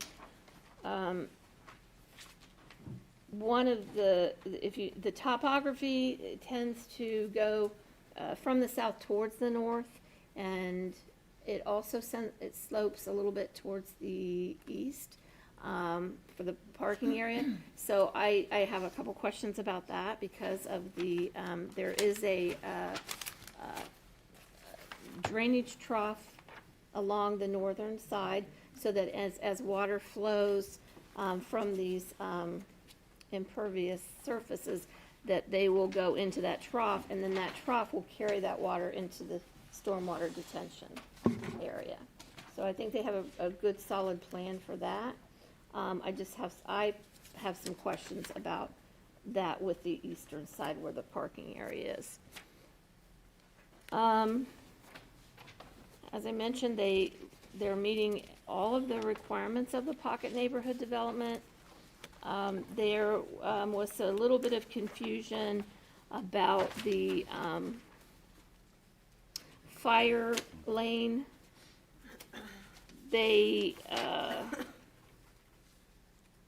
Staff did go and talk, have Colin Altman come around and look at the final plans, draft plans that they had, and made some changes. Did everybody get his change? Yeah. It was on the table. Yeah, so, that will remove any parking along the north side of the on-street, but they meet the requirements of the off-street parking. But, Colin is suggesting that the north side needs to be a fire lane. And the only way that he would approve that, their driveway that goes around the perimeter of the property at 12 feet instead of the required 20 feet was if he did have that north side designated fire lane. And really the reason for that is the property is small enough that he could park his trucks, and I did get that diagram up there, along the north side and would be able to reach his hoses all the way to the north side from the south. So you mean the north side of Woodrow Street? North side of The north side of Woodrow Street is where the fire lane is, but if he parks his trucks there, he can move his hoses all the way over to the north end of that property to fight any fires along those buildings there. So the highlighted area is that north area that the fire trucks could park. South, it's actually, it's the But north. North Woodrow, it's the North north- Woodrow, but It's the south side of the lot, but it's the North north North side of Woodrow. Woodrow. Okay. South side of the lot, Excuse me. north side. Okay. So, staff does not have an issue with the driveway, even though typically our driveways are 15 feet. Staff doesn't have an issue with the driveway as long as the entrance is 15 feet, which they have said it will be, and, because it's gonna be one way. Wasn't indicated until after talking with the civil engineer. We really wanted to see that as cars enter on Woodrow Street, they don't also come back out of Woodrow Street. So to eliminate heavy traffic on Woodrow Street, or at least cut it in half, any cars entering Woodrow Street into this development would then only be able to exit straight out to Xenia. Can you pull that down just a little bit so you can, people can see, the other way. I'm sorry. And you can see there, that the cars would then leave on an exit onto Xenia Avenue. And that thick line, black and white dashed line is that drainage trough for any water that's heading to the north, which is where it drains to, would go into that. It would flow down to the front, and there are 2 detention areas at the front of the property. And Denise, what are these, are those parking spaces? And those are the 2 other Those are parking the other two spaces, yeah. spaces, okay. So how many parking spaces are there altogether on this? 18. They have exactly the required number. They had 4 extra ones until Collins saw the plan and said, no, I really have to have that as a no parking fire lane. So,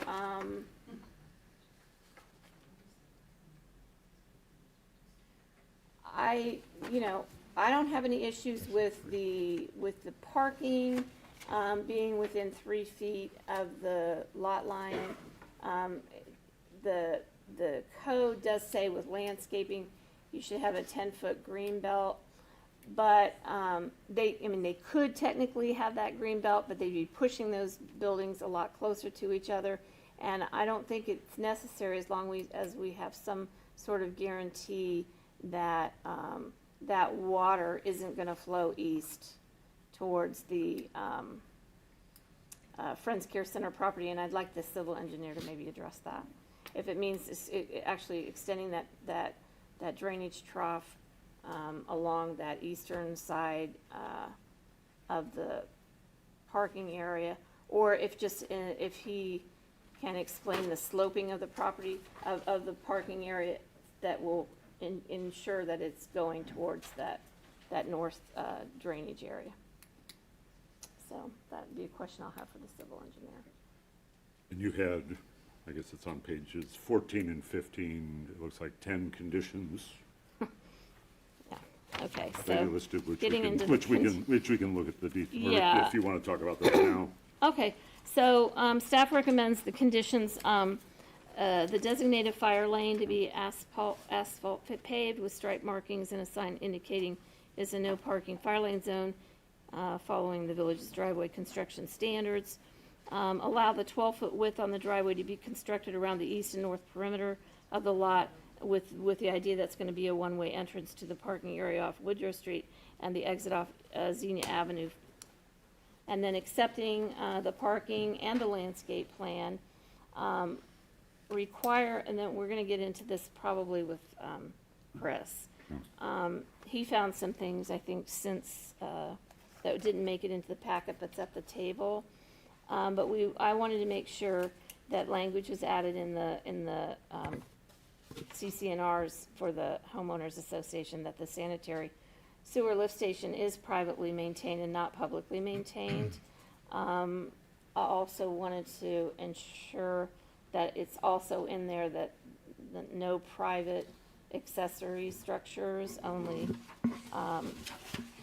public or community accessory structures will be allowed on the property.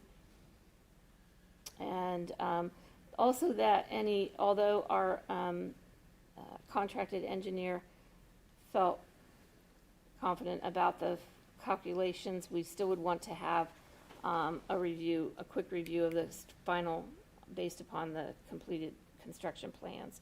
And also to have Johnny take a look at those construction plans prior to, or at the same time that they're submitting the plans to Greene County.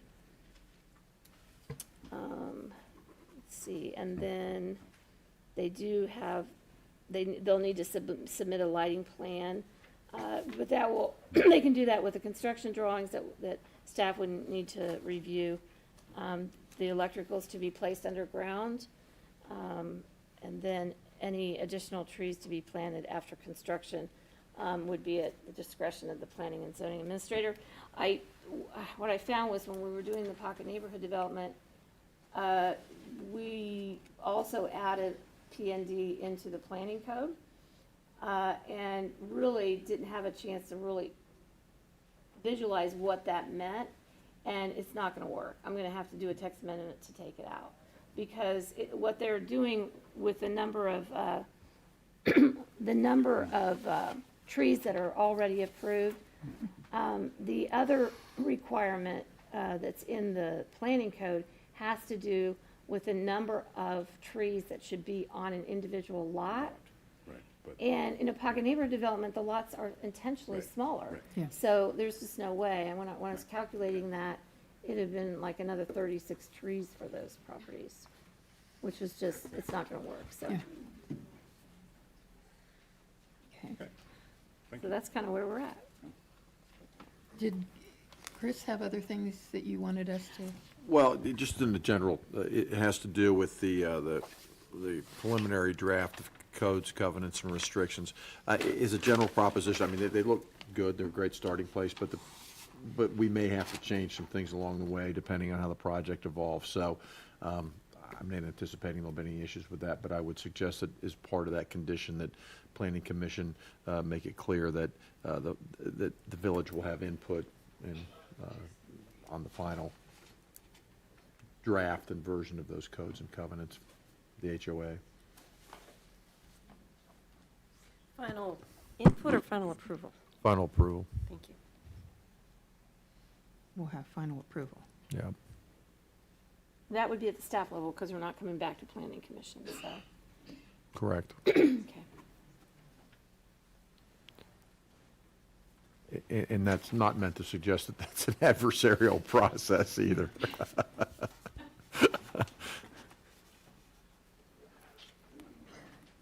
Any concerns or questions anybody up here has right now?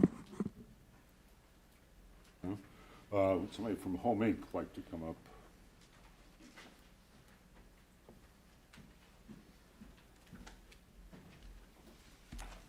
Sure. Hi, I'm Emily Seibel, Executive Director of Home Inc. And probably most of the questions you have, I'll defer to Steve Butler of Community Civil Engineers. He is our engineer for this project and has led us through this process.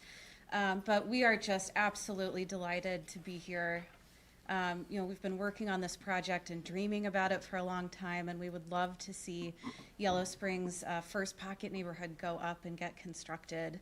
And so the whole concept for this came from the housing needs assessment. The idea is that we're testing out a number of prototypes, different kinds of housing, starting with the population first. So we thought we wanted to design a neighborhood for inclusion and diversity, income diversity, population diversity. So there are, I think, 5 distinct housing types there. There are 3 different types of the for sale homes at different price points with different amenities for different populations. And then there are 2 different kinds of duplexes, both 1 and 2 bedrooms, and those will be rented to tenants with special needs, and some of the units will be fully wheelchair accessible. They'll be highly energy efficient. We really tried to think about the surrounding neighborhood and how to integrate the homes in. So, they're way under the maximum height for the pocket neighborhood zoning. All of the roof lines are going to be close together. We'll have some color palettes, but then maybe fun front door colors and landscaping, so it really feels like Yellow Springs. And then a pocket neighborhood is all about people interacting, pedestrian oriented development, getting people out on their front porches to talk to each other, and gardening together, and hopefully walking and then hooking into the Friends Care walking path. Denise, I know you were talking about the 3 feet setback from the parking, and I did confirm with our surveyors today that there is approximately, the property line sort of meanders, but it's approximately 10 feet from the walking path to the property line, and then another 3 feet to the parking area. So if you add it together, it definitely meets, I think, the spirit of. So your property line is 3 feet from your parking area? Yes. Yeah, and we have some plans, as you know, for plantings, and then it goes into an additional space. I know some of the renderings we included in the packet make it look like the parking lot is right on the trail, and that's certainly not the case. The other thing is that, I think the housing types are definitely population first. So we have a next step housing prototype that goes up to 120% of area median income, which would be considered moderate. Many people would fall within those parameters. The rentals, we're serving people making, there are 2 target rents, 50% of area median income and 60%.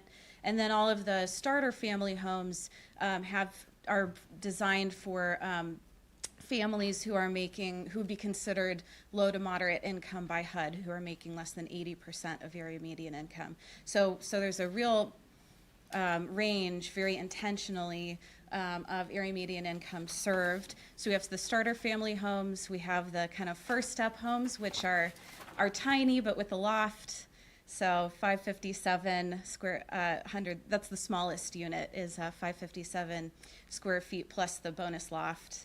And then it goes up to 3-bedroom, 2-bath starter family homes. And then I think the recent comprehensive land use plan, which is still in progress, really affirms the choices that we made. You know, the top 3 inputs, I think, which are just at the nonprofit network lunch today, we got a handout affirming this. What the public said, the most important need in town are apartments with rents under $1,000 a month, single-family homes priced under $150,000, and senior housing. And this project encompasses all 3 of those. We wanted to see what could we do on an acre. So again, we're very happy to be here, and we're happy to answer any questions that you have, and also any questions that neighbors might have. I have a question just about the houses. Do they have front porches or? All of the units have Okay, they front all have front porches. porches. Okay, great. I want to clarify one thing. For the people who live on Woodrow Street now, that it will remain 2-way. It's just, I just want to make sure I clarified that it's for people that are entering into that driveway. They're not going to be able to then turn around and go back out. If they enter that driveway, they park in there and then they exit there. And the So way the parking spaces are slanted, it will- really forces them, it that they're forces going to have them to go out. Yes, on the thing, yeah, absolutely. yeah. And that was all very intentional in an effort to not add to any kind of traffic congestion, but really direct the flow of traffic off Yeah. of Woodrow Street. Will there be a restriction of 1 parking space per unit? That's a great question. Right now, it's 1.5 spaces per unit, so I would imagine that we would be designating 1 per unit and then having some as guest spaces. Is that typically what you see, Denise, with these kinds of? I can't answer that. I don't know. This is a Pocket Neighborhood Development. It's pretty new. Yeah. Well, I'm asking because if you didn't have guest spaces, I'm just wondering, I'm trying to think what the on-street parking is on Xenia there. You know, I'm not sure if we have it there. There or not. isn't any. And there There is, isn't. see, that was my question. And what we found for certainly the rental development we just did, which is small and not statistically significant, but half of the residents have cars. So we're guessing, at least for the rental portion, I'm not concerned about the parking situation, and we are meeting what's required in the code and not asking for a variance.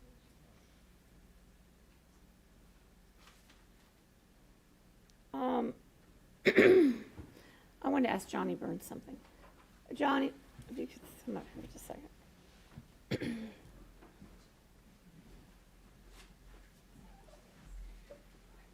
Yes, ma'am. Typically, we have 5 feet of easements on side yards and 10 feet in the rear.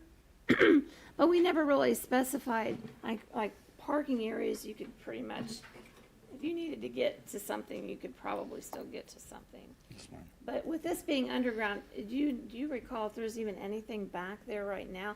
They do show the water main. Side? They show the water main there, and they do have that under easement. There's nothing back There's nothing back there. I There's wanted a to- sewer line that goes back here, and there's also a water line that goes back. But it's on the same. Right here. Okay. So if something did happen, I mean, it's a parking surface, just like the street, you'd just tear it up. Correct. Okay, thank you.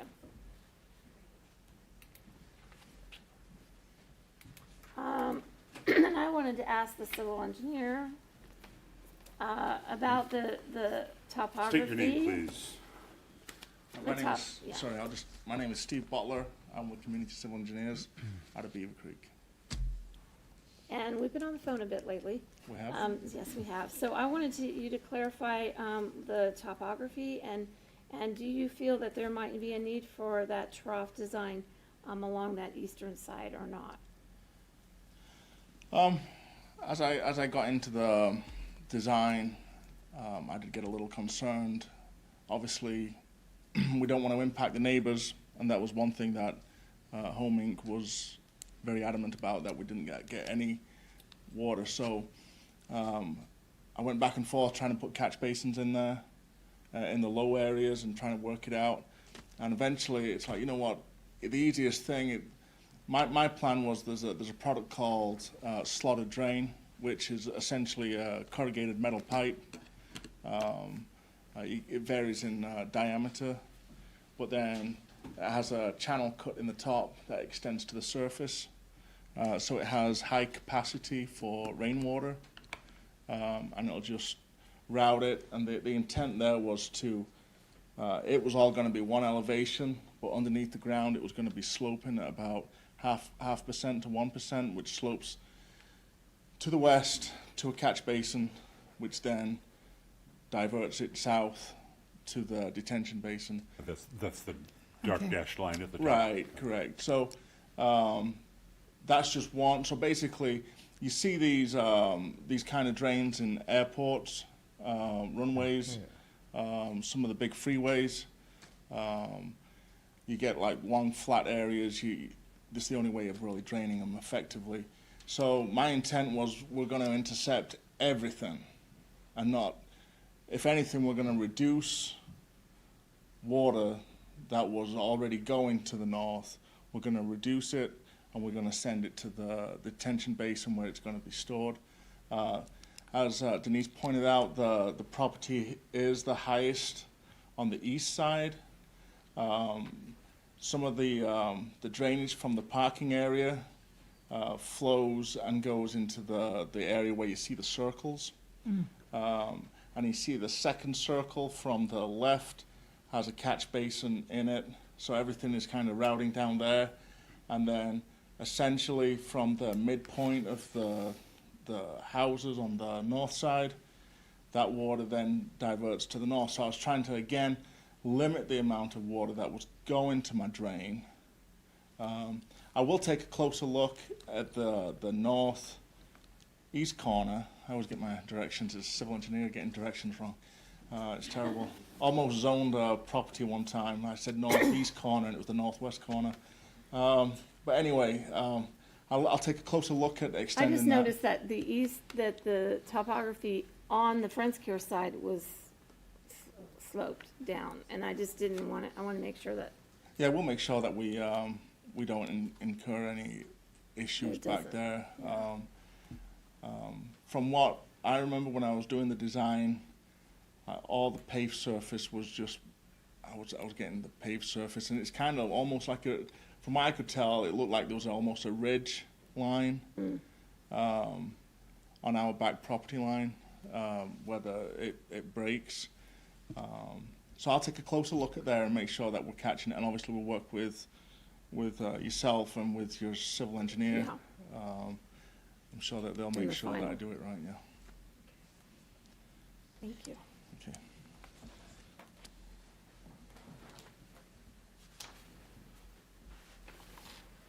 Denise, what kind of accessory structures, if any, could be fit onto this property? I mean, it seems like no accessory buildings. I mean, it seems pretty built out, given the common areas, et cetera. I mean. Yeah, it was just like if people wanted to like attach an accessory structure to the back of their house for some storage.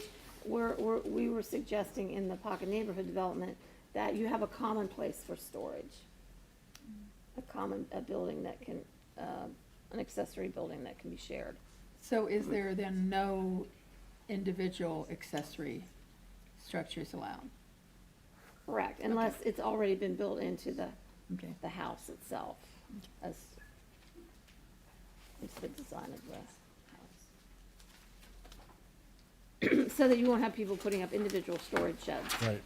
I mean, It's a nice looking neighborhood. Yeah, That's the part that you don't want to see. I think that would be. they would have to put a common storage building right in the middle of these beautiful walkways. It's just something, there just isn't any land left. Yeah, I don't know why it would be permitted at all. yeah, I don't know if they want to do, but you know, you could call a gazebo an accessory structure, so doesn't have to be storage, but, And that would just come to you for approval. yeah. But that would be something that would be shared by everyone, Right. so. And would be allowed. I have a question on the fire lane. If, on the fire lane, and there's parking for the people that live on Woodrow, where where do they park now and what impact are we gonna have, or is there gonna be an impact, or is there an issue that you guys see coming or not?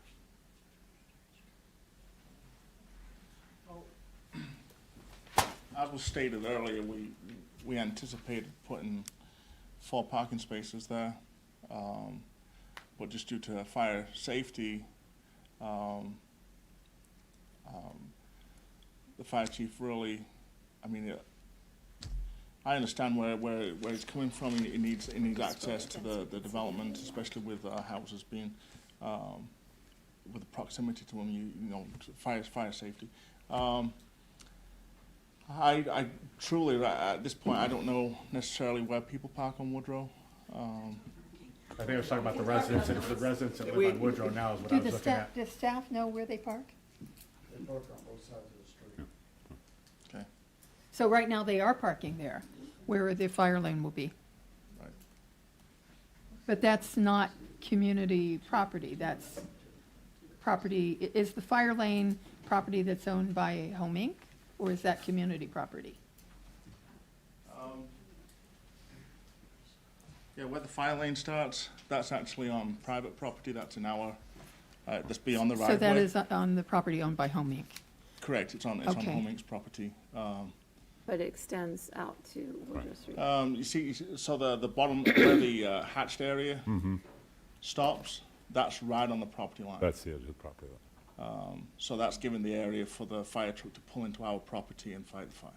But the fire chief has said he doesn't want any parking on the north side of Woodrow Street. Correct. Well, I mean, every property is supposed to have off-street parking. So, We'll open the public hearing in a little bit. Yeah. Yeah, that's all, I think that's why I was just questioning the Well- residents that live there currently on the south side with the parking is gonna, what ramifications are gonna be impacted? That's what my question was. Yeah. Questions? Okay. All right, we'll go ahead and open the public hearing and, again, interest of time, try to limit your comments to 2 or 3 minutes if you could. But anybody would like to comment on this, please come up to the microphone and state your name. What, can I just get a clarification on that? Do you want me to try to hold people to 2 minutes, or do you want to go 3 How minutes? many 'Cause people are I'll- planning to talk? Oh, we'll go 3 3 minutes? minutes. 3, Okay. 4, there was Yeah. one But over there. 3 3 minutes. is typical. Okay. Shoot for 3 minutes. Thank you. Yep. Paula Womax. I'm Jerry. We live on the corner. I mean, it's the front of our property, so Woodrow Street dead ends into our property. I'm for the project. My only concerns were the drainage, which I'm assuming is being addressed, and we got a nice letter about that. I appreciate it. Right on the front of our property is a major pond every time. Oh, The So the here, southwest so, or southeast corner there? southeast corner of the property Of their property. is a major pond every time it rains at all. So, you know, that drainage is nice, but it would have to drain through all the houses that you're gonna build to get to the north side of the property. So, you know, something, are there all of these circles? I didn't understand. Are the catch basins in all those circles, or are No. those trees? Oh, trees. It's just a sidewalk going around a landscaped area. But how about the corner ones? Oh, no, those are trees. Sorry, those, Pointer. Oh, those landscape Trees. trees, yeah. Circles here are those trees. circles are trees. Okay, so, Oh, those anyway, are. there's major water right here, is what I'm saying. So, I mean, if you weren't there after it rained, you might not know that, because it drains pretty quickly, but it, you know, it can be like this deep for a day or two. So are you saying that that water is like a pond, is that on their property that's Yes. doing that? Yes, And is it going anywhere else, or is it staying on their property? it's, It's staying there right now. it's staying there right now, But but there it'll aren't, be there aren't all these more. houses, Yeah. you know. So, I mean, I'm just saying, I'm saying to the engineers, that's a major drainage corner. So besides the north part, which is great, because I know the Friends Care House that Bruce lives in turns into a pond every time it rains, so he'll appreciate that. But there's a major pot right there too, so just pay attention. My other concern is, Woodrow Street is a 100-year-old pocket neighborhood. 2 family homes and 10 apartments on a half-block long street. The traffic is going to change things a lot. Okay, change happens. Parking is huge. The apartments each have a parking spot. Joan now parks on the south side of the street, in a parking area on the south side of the street, but it's street. We have off-street parking, but I already feel intimidated about if anybody on the street, including us, wants to have a party, there is absolutely no parking already. And if they're now saying no parking on the north side of the street, well, it's like completely changing our lives. And it isn't that we don't have our own personal parking, it's like, yes. And then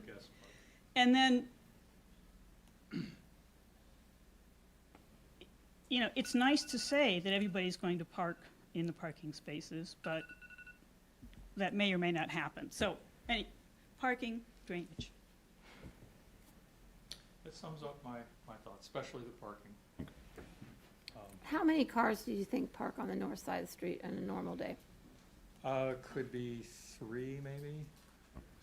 It can change depending on who's living in the apartments. There have been times when there is never any parking on the north side of the street, it's all taken up. And there's been times when there's just 3 or 4 cars there. And right now, it's full of yellow parkland. Bob has the apartment house next to us, and he has a parking spot for every tenant.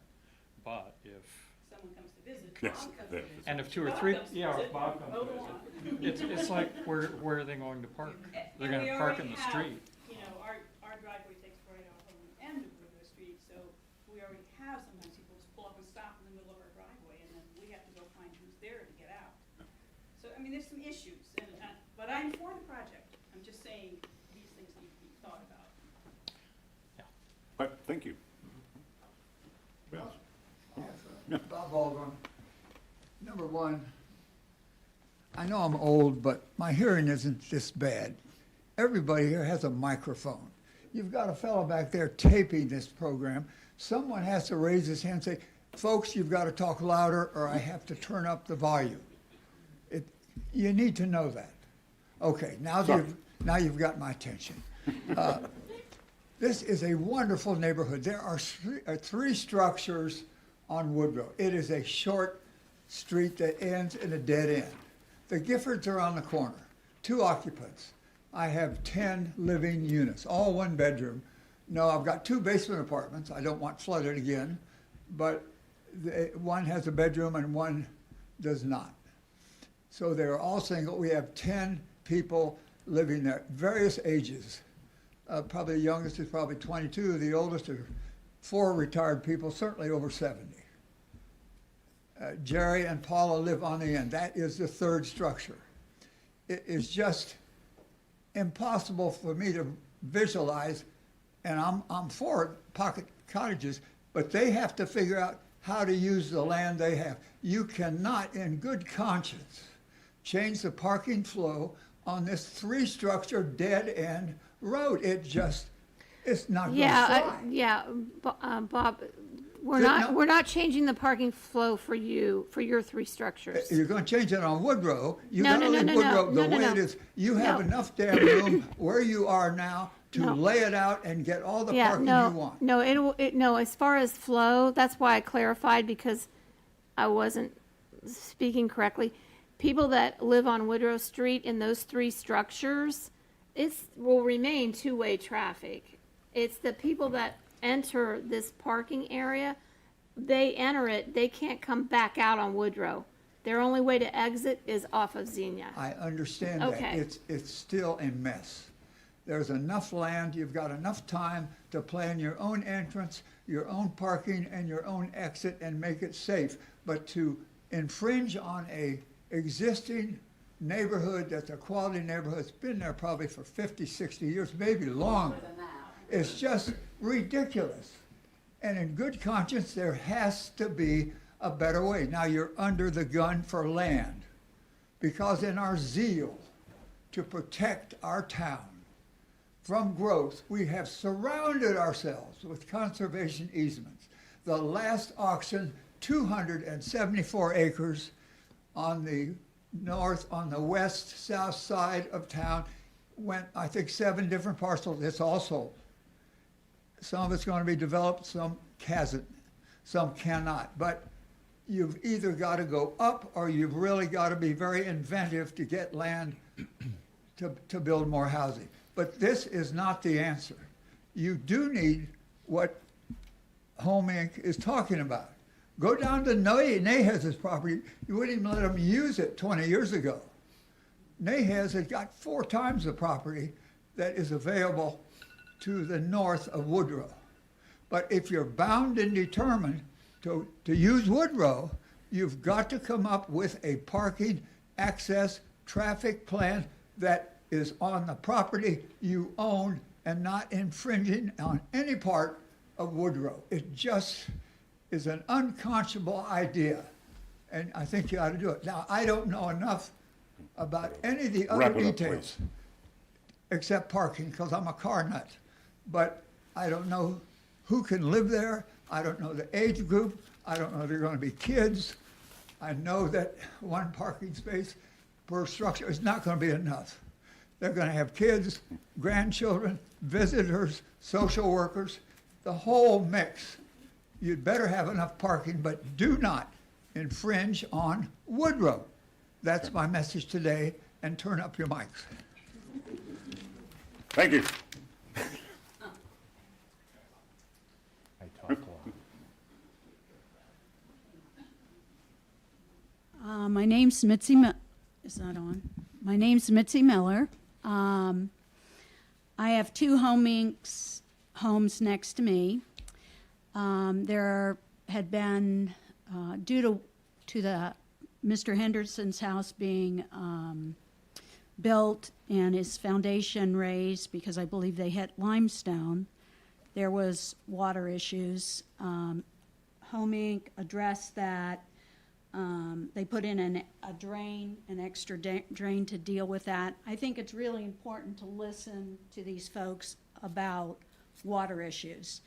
And they see it every day, and I hope Home Inc. takes that into consideration and works directly with them. The other thing is the parking, and I'll just say this. I have the question, is there going to be designated parking spots for each homeowner? And I need more clarity on how many are left for visitors, family, grandkids, caseworkers to come in. And it concerns me that if there isn't any parking on Xenia, where's the overflow? And they're already talking about parties and overflow on Woodrow Street. Yeah, street as well. I see that as, and I've said this before, an issue with the senior housing development behind the fire station, that I feel that needs to be a consideration, and really you need to work with neighbors and deal with that. Thank you. My name is Joan Gifford, and I own the house on the corner, the south corner of Woodrow Street and Xenia Avenue. And I park on the street. I park on Woodrow Street in front of my house. One suggestion was made when this whole thing started, which again, I'm all for pocket neighborhoods. I'm all for Home Inc. But I was told to build a driveway. Well, I don't want to build a driveway. I have gardens in my yard, and I want to be able to keep parking on Woodrow Street. There are 2 of us who live there. My house is over 100 years old, and it's an old 2-story house, and I park right on Woodrow Street, and I might have a party maybe once a year. And my friends always park, we're in our 70s now, we're getting close to, and my friends park on the other side of Woodrow Street, because that's the only other place to park, unless they want to park on 68 and get run over by a semi-truck. So I'm just trying to decide, how is this going to affect me as far as parking? And that's really my only issue. Okay, I'd like to ask a question. So when you're parking, are you parking right next to your house, or are you parking in the area that is going to be the fire lane? No, I'm parking on the south side of Okay, Woodrow so you're Street. parking next to your house. But But when you have some, friends. when friends come over, they park on the other side, so. Because there's only room for your car and. Yeah, two cars Yeah. For anybody, for any visitors. for all 14 people that live on the street. Okay, thank you very much. Yes, please.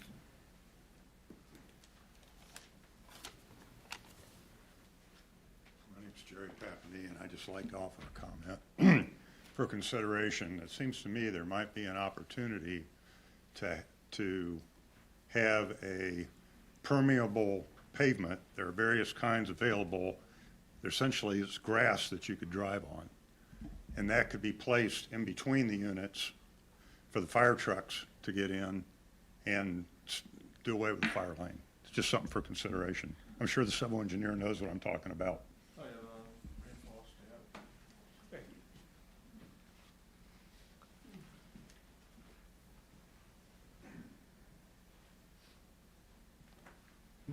Yeah. One thing I forgot to say is that numerous times every day, vehicles turn onto Woodrow, come down and realize, oh, it's a dead end. And then if it's a sizable truck, which it is sometimes, a box truck, whatever, they have a hell of a time turning around. Right now, they back into the driveway of the proposed development. That's about the only way they can turn around. And a couple of times in the last year, we've had a semi come down there, not realizing, they think they're going to be able to get over to Livermore, I guess. And they've just driven through this property because they couldn't easily back out onto Xenia Avenue or safely. So just another comment.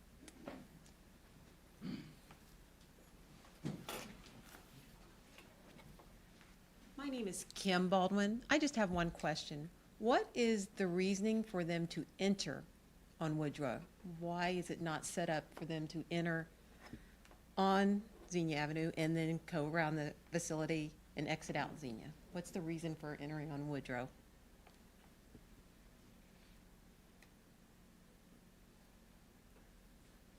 You want us to enter from Xenia? Yeah, why wouldn't the entrance and the exit both be in the center of the facility? And since there's isn't there a driveway all the way around? What we were trying to do was create a neighborhood feel in the middle where we've got the circles. By taking away cars. Well, I understand the fire lane. I'm just asking, even though I wish that wasn't there, but I'm asking, why are you adding traffic to Woodrow, such a small lane, instead of entering in where you're well, exiting? it was just circulating, providing a good circulation for vehicle paths to go in and just around, leave the center of the area so it's vehicular free, so that people can enjoy their the green space, the landscaping, sit on the porches without the vehicles coming in. And I mean, It looks like she's asking if it would just go the opposite way instead of going. Yeah, No, or, she doesn't want it to go on Woodrow.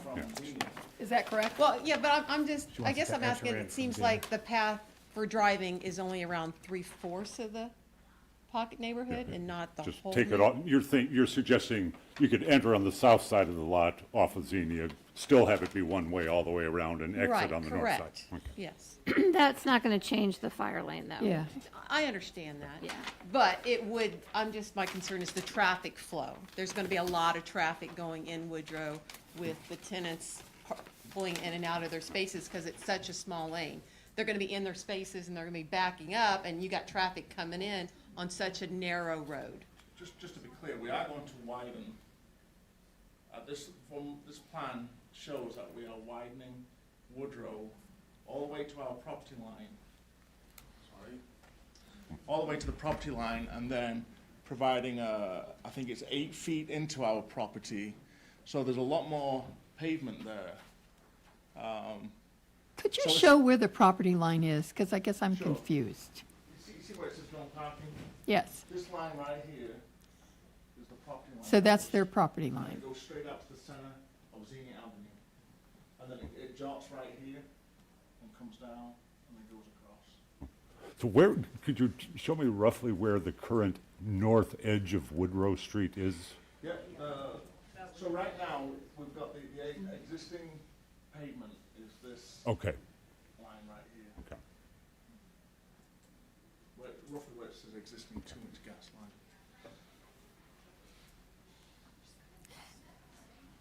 So Denise, if they did enter, let's say if they entered there, could they go across the fire lane so that they weren't entering from Keeping Woodrow their Street? driveway But just keeping completely their- on the Home Inc. property.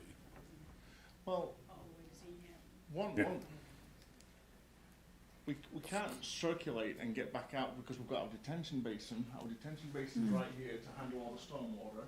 When it says SVB, that is, it's like a big swale. Yeah. Yeah. So. And that's, So it we've goes got, like that. we've and got an all L, that. L-shaped Yeah. detention basin there, and we've got a little small one at the top. So that's why you had the jog. Sure. So to be able to get in, I mean, we only have a 12-foot lane. To be able to get in and out onto Xenia Avenue would, I mean, realistically, it doesn't fit. We needed to be able to use that access off of Woodrow to get what we have to, yeah. Is there any reason why a curb cut and apron can't be done to Xenia Avenue in the center? And I don't know what the rules are with fire trucks, but I assume if you kept the vegetation low on these landscape circles, you could run a fire truck right through the middle of there and they could back it up. I don't know, I'm just asking. I would almost bet you if you ran that by the fire chief that he would probably turn a funny color and, yeah, it would frighten him to be able to. Well, it says in Denise's notes that they wanted asphalt paved. Right. It has to Is be. that correct? And they want it 20 foot wide. Well, it's probably wider there. It is. Well, yeah, it's just 20 foot wide, but they allowed for 12 feet if they kept that north side cleared for fire lane.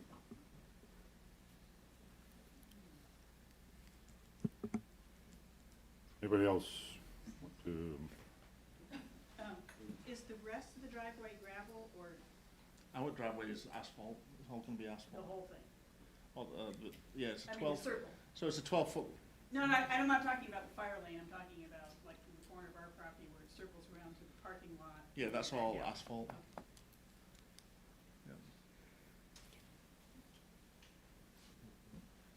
Anybody else for public comment on this?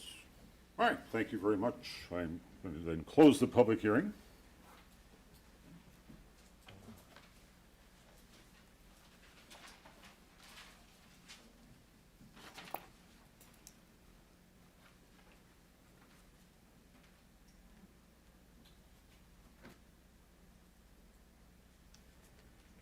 Emily would like to say something.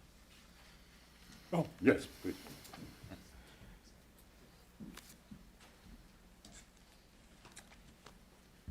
Hi, Emily Seibel, Home Inc. And obviously, I guess I just wanted to reiterate that while we were originally hoping to exceed the required number of parking spaces, obviously fire safety rules came in, and so we did have to change the design. We're disappointed by that too. But the remainder is, I know there was a question about if is it 1-to-1. It's not 1-to-1, it's 1.25 to 1. So there are, or 1.5 to 1. So there are 12 individual units organized in 9 buildings, and each one has 1.5 parking spaces. Our intention is to, I think, what Laura suggested, which is to assign 1 per unit, and then that leaves 6 spaces for guest parking. That has been more than enough for certainly the other developments that we've done. we were just trying to add extra parking spaces by going above and beyond the requirements. But I mean, it is obviously disappointing to us too. We are committed certainly to continuing to work with the neighborhood on drainage concerns, stormwater retention. Included in your packets is a report we commissioned on stormwater, which wasn't initially required, but at Denise and Johnny's suggestion, we had that done. And we'll continue working on it. And then, let's see. I can also say that I agree that sometimes we can turn up the mics and speak louder. So thank you, Bob Baldwin, for pointing that out. We certainly were trying to address traffic calming, traffic flow by putting the one-way drive. And we'll be working, to again address any safety concerns, because obviously our priority is for pedestrian-friendly development. So, there are things that we can do with signage, additional measures as needed, if there is an issue to sort of calm and slow the traffic around the site. Let's see. I'm just trying to look through the notes because I want to make sure that we're addressing folks to the best of our ability. We did a public outreach meeting and have sent letters to the neighbors several times with updates and continue to try to be responsive. And we again invite anybody that has concerns to talk with us. Another thing that was mentioned was the concern about construction vehicles and the phasing of development. And so we've been working with a consultant to develop a strategy so that we can keep the construction equipment on the site and not on Woodrow Street. We did have to call the pipeline the other day to say, get your backhoe off of there. But actually Aaron did that, our AmeriCorps Vista. But yeah, we're definitely prioritizing vehicular circulation. And then Joan, I just, that I care about you. And I just want to clarify that we offered to build you a driveway, but we weren't saying you have to park on your site. Our intention is for you to have street parking on the south side, and we're not trying to take that away from you. And I think that those are, it sounds like parking is obviously the number one issue, and we're doing what we can. We're certainly meeting the code, but obviously if there are creative solutions to the existing conditions on site, lack of parking in that neighborhood, we're certainly open to doing whatever we can. Thank you.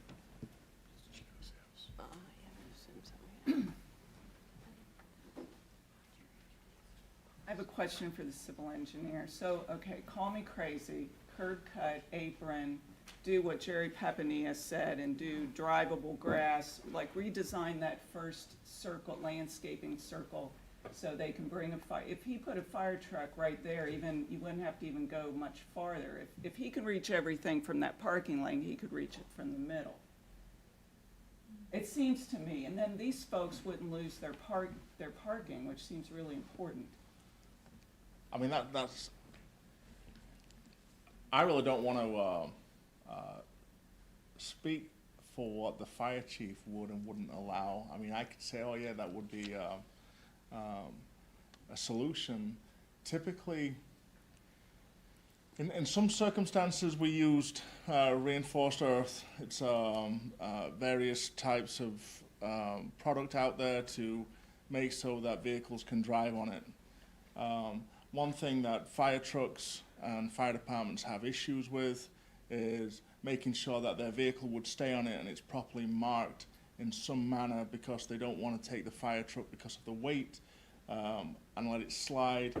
In an emergency, obviously there's a lot of water being sprayed, the ground becomes wet and slick. They just prefer working from an asphalt surface or concrete. To put in reinforced earth is not an ideal situation. That I think that we would have pushback from the fire department on doing something like that. I just think it's going to be pushed. I'm not wanting to push back at you, but I do believe that the fire chief would, just for safety. And you would not have an exit way for a fire truck if you pulled it into that center part. Whereas with the fire lane, your exit is following the pathway around. Is They that won't correct? be able to get it out that way. They won't be able to? No, they don't have a turning radius. Trucks have No. gotten bigger and bigger over time. Right. The fire truck is not going to drive through our neighborhood. It's got to back up. He's got to turn Has to back around up. and probably Okay. back out onto Anyway. Xenia Avenue. That's kind of my point. They're going to be backing up no matter what. I I fully understand what you're asking me. I just think that the fire chief has made it clear for the way that we have everything with the 12-foot lanes going through the development, and obviously we've got the 12-foot lanes to aid open space, and obviously we want to reduce. And these times we don't want to be adding more hard surface. We really want to keep as much impervious area as we can with these developments, just so that there's more ability for the water to soak into the ground. Groundwater recharge is a big thing that I think a lot of people are realizing. Obviously, now we're getting a lot of groundwater recharge, it seems, these last few years. But, you know, having a big, I mean, we see it with big developments where you have massive parking lot and they've got 10 cars in there. You know, the zoning codes need to be changing. We need to be adding more pervious areas and becoming up better ways of doing things. I'm more than happy to approach the fire chief and ask him what he would think to that. I just, on a personal note, I just think that he would reject it. I guess, what kind of surface, how far in does he have to go to be equidistant, you know, to get, Yep. you know, and all those kind of questions. I don't know if it would be that much, and hopefully, it would happen like once every 10 years. Or never. Or never. I mean, right, these folks are losing their parking over something that's gonna happen once every 10 years or never. And I'm just wondering what design solution can occur here, given that you've got this big open area in the middle. Yeah. So I've got a question for the solicitor on this one. They're meeting their parking requirements. The fire lane is on their property. Can you require them to change this design to mitigate a problem that is not occurring on their property? There are, when one looks at the conditions, that is a factor that they can take into account, the impact in the neighborhood, I believe. So that's something, if you go through the conditions one by one, I have to look at that. The proposed use will be compatible with the character of the general vicinity. The D, the area proposed use will be adequately served by essential public facilities and services. So the short answer is that those factors, those are factors that can be taken into consideration by Planning Commission. And given whatever weight they determine, they're the body making that determination.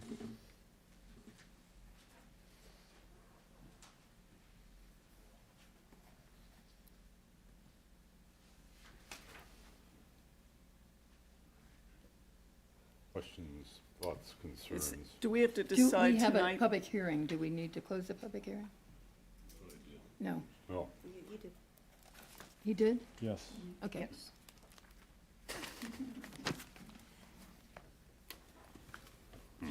Well, I have a lot of empathy with the parking Yeah. issue. I understand that, because it sounds like it's really tight. On the other hand, I guess I also look at what Judy stated, is that the solution for the neighborhood parking has been to park on this other property, No. No, they're parking on the street. No. on the street. Yeah. So where they have the fire lane. and That's say public nobody can- property? That's private property, but but it's If you're saying nobody eliminating. can park in front of that, that's Woodruff. Okay, It's but so that's the eliminating street. parking that you Okay. wouldn't have formerly been on Woodrow. So it's not a matter of you just can't park in the fire lane, but you also can't park in the area said the north side in of the front of it, street, in front of that's it, the yeah. only parking. No parking. Yeah, and that's a big problem. And it's not Well, really a two-lane street.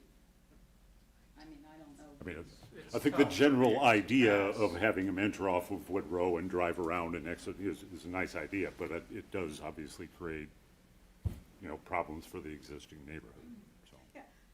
Yeah. Okay. Definitely for the project, it just, let's not change our entire life because of it and not being able to have any guests at all. So, what's that? I wanted to ask Johnny a quick Okay. question.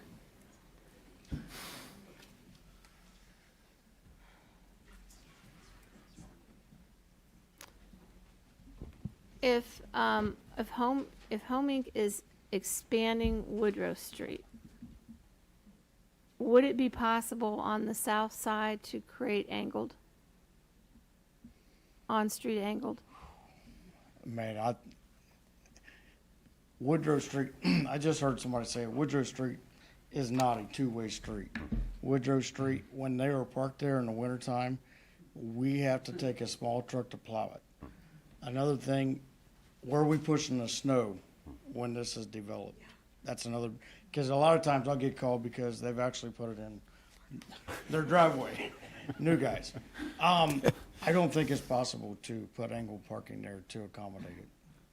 Well, it's already straight in parking. Right. Bob's apartment house, it's all used up by his parking. Right, I was just thinking of if they're expanding that, maybe in front of their property, that they could actually angle in and have maybe 3 or 4 spaces there instead of just 1 or 2. I could measure it tomorrow, Denise. I can measure it tomorrow. Let me explain on the fire lane. I've had conversations with Colin Hopman. They want their fire truck within 200 foot. So in order to create a fire lane down the middle of that property, they want to be able to reach that back house within 200 feet of a hose. That way, they don't have to get so close when the fire's blazing hot on their trucks. The other thing is the fire hydrant for that particular neighborhood is right on the south east corner of Woodrow. So therefore, where they've got it now, it's a hookup. They're ready to fight the fire. I see. Fire trucks backing in, pulling in, they always have somebody backing them out. They have lights, they have sirens, they can stop traffic wherever Yeah. they want. Yeah. But they don't want to pull down the middle of that structure area, because if for some reason they're down there and all of a sudden ambers start catching, now they're in the middle of the fire trying to fight the whole entire neighborhood. Sure. So they want to be off to the side or in front of the properties.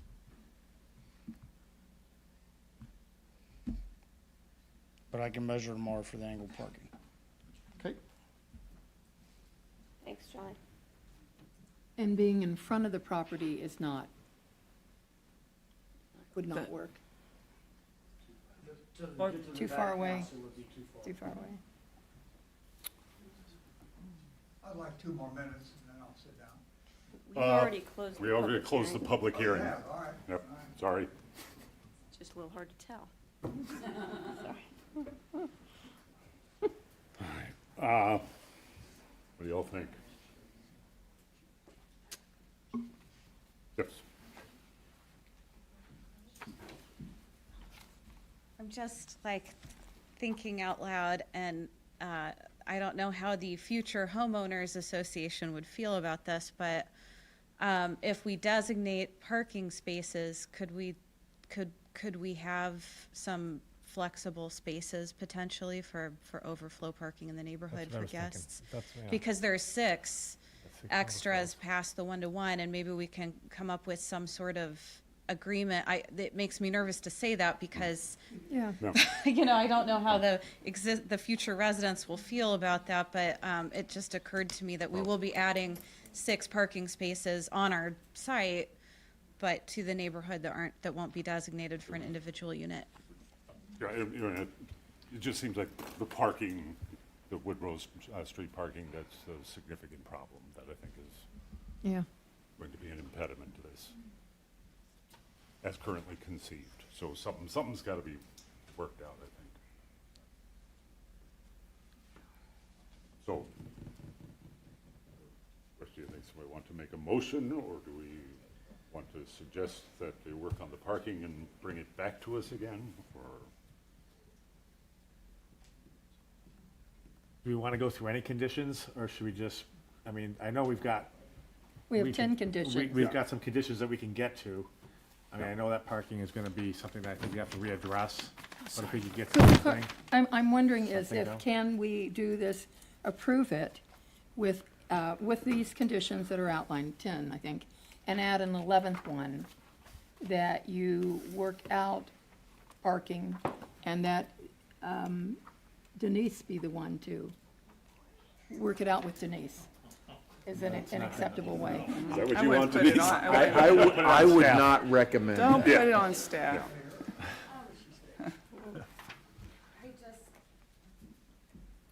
So just to give you a sense of the timeline, there is one grant for the Ohio Housing Finance Agency, and they require parcel ID numbers and legal descriptions by mid-March, which my understanding is connected with recording the updated record plan. And I don't know if can we get what the parcel numbers will be before we actually record the record plan? Do you know, Denise or Chris?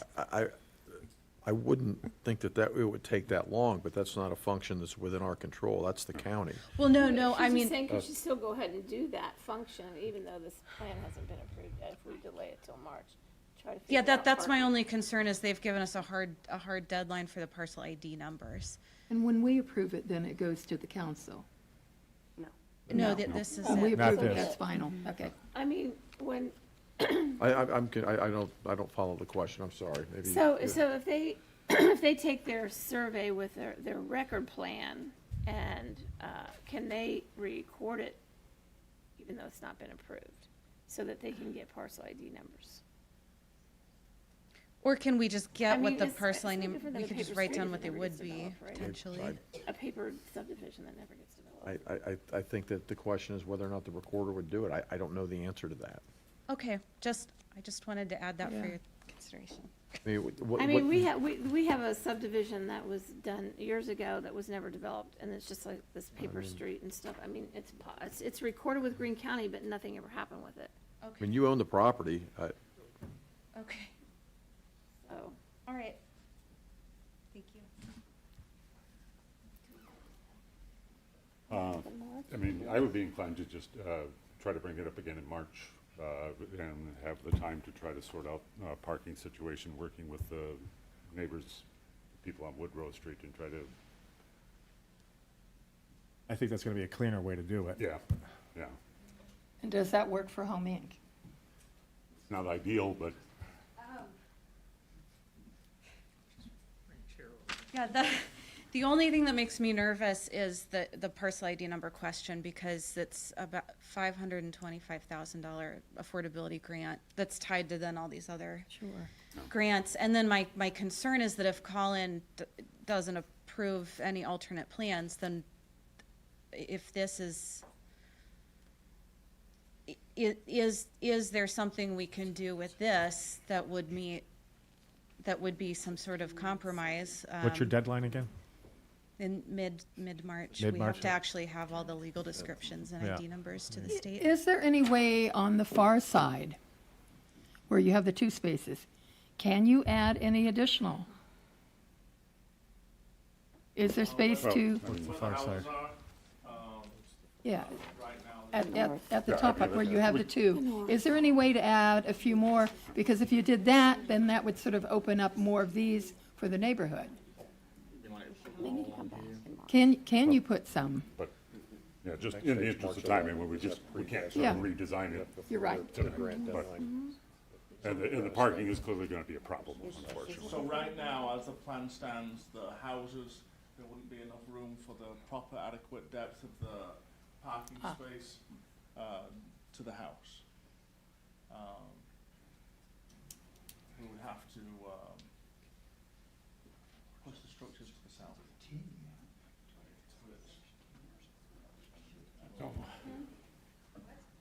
So that would be nine, that'd be nine. There's 3 houses, buildings. Yeah, there's buildings B, C, and D. Push them to the south a little bit and make parallel parking all the way along there. You would gain probably about another 3, possibly 4 spaces. If you just slid those houses to the south. Yeah, I mean, the sort of things you're talking about, We'd be moving- tweaking the placement of the buildings in order to, They'd probably move about 5 feet from some of the. but we can't really do that tonight, unfortunately. We have to work with the plan that we have in front of us, which is the difficulty. What do other members of the Planning Commission think? Personally, I'd like to see it come back with modifications to design to address the parking problem on Woodrow Street. Did we get an answer about you could just submit the parcel, this is a one parcel number, right? No? For each property. So, Not for each property. So because we're charting new territory here with pocket neighborhoods, I've been on a big learning curve. So we originally, in October, when the final threshold requirements were due, submitted the one parcel ID number, legal description, and so on to the Ohio Housing Finance Agency. And then they came back and said that they needed to see some distinction in lot. They couldn't, because they're going to be like putting a mortgage under part of it, and then we're going to be selling, some of the homes. Eventually, it's going to have to be a subdivided individual lots. And so we were coming to get zoning approval. We already have the record plan developed, but we were waiting to record it until we get the approval. Now, I don't know if we can go ahead and record it without approval, if that makes sense or not. So that's why I was just posing the question of, is that, because that would be the only concern I would have about the timing, because then if we lost the state funding, it would trigger a reaction of losing many other funding I sources. can't say for sure. My gut is telling me that you can. Just because, I can even sign off on something, but in the end, if it's not approved, nothing ever happens with it. It just. Well, and then I guess just to revisit the idea of designating a couple of guest or community spots as a potential placeholder solution while we work to see if we can create additional parking spots, or work with Colin to see if there are any alternatives. I mean, is that an option, since there are 6 additional spots on the site, off-site now? So you're wanting to know if we could approve it tonight? With just saying, like, if there are 3 to 4 people that are parking along Woodrow Street, could we designate 3 to 4 parking spots that we would allow people to park in without towing them off the property if need, not as permanent parking spots, but as guest spots for either our guests or neighborhood guests, while we also try to figure this out, just because that would seem to be a compromise with the information that we have. We're certainly open to continuing to work the problem as well. If the next planning commission meeting is on, March 10th? When is your grant deadline? March 15th, but that's to get it recorded and get the parcel numbers and The then the legal 15th is a Sunday. descriptions. Then the 13th. The 16th? No, it would be the 13th. On a yeah. Friday. So that would give them 2 days if they drove the application up. to And Congress. I don't know how long they have to generate the parcel ID numbers and everything. I don't know if it's the same day or if it's a timing issue. Can, No, I don't think you can just. can I do it. ask, how many parking spots will be in total lost, since it's the whole north side of Woodrow? I'm just asking, how many parking spots? I mean, it sounds About 5. 5 to 6. Is that what you said? And then, on an average day, there are 3 to 4 people parking along there, is that right? It's not the average day so much, it's just that if somebody has a party or somebody has guests, there's nowhere to park. That's it. I mean, would that, I mean, would, that's We what have the people north- pulling into our driveway, we come out and there's a car parked. But Well, what they're So saying is you're, only 5 or 6. so if they did, if they said, okay, 5 spaces, they would make available for your guests, since you're saying it's not an everyday thing. Well, I'm sorry, the discussion needs to stay Yeah. at the table at this point, because we have closed the public Yeah. hearing. What I'm trying to ascertain was how many total will be lost, and what kind of compromise might be able to be achieved at this meeting, because if not, then we're looking at some pretty significant Yeah. delay. Yeah. So,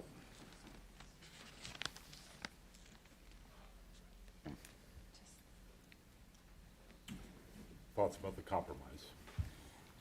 Well, I guess I would move to approve this with the 10 conditions that Denise has, and I can read each of those, and the condition that Home Inc. will allow 5 guest spaces for the neighborhood to use.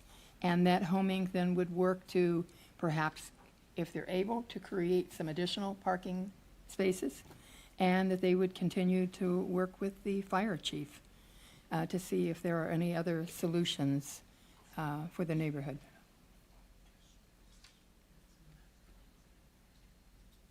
Are you saying a minimum of 5? A minimum of 5? Yes.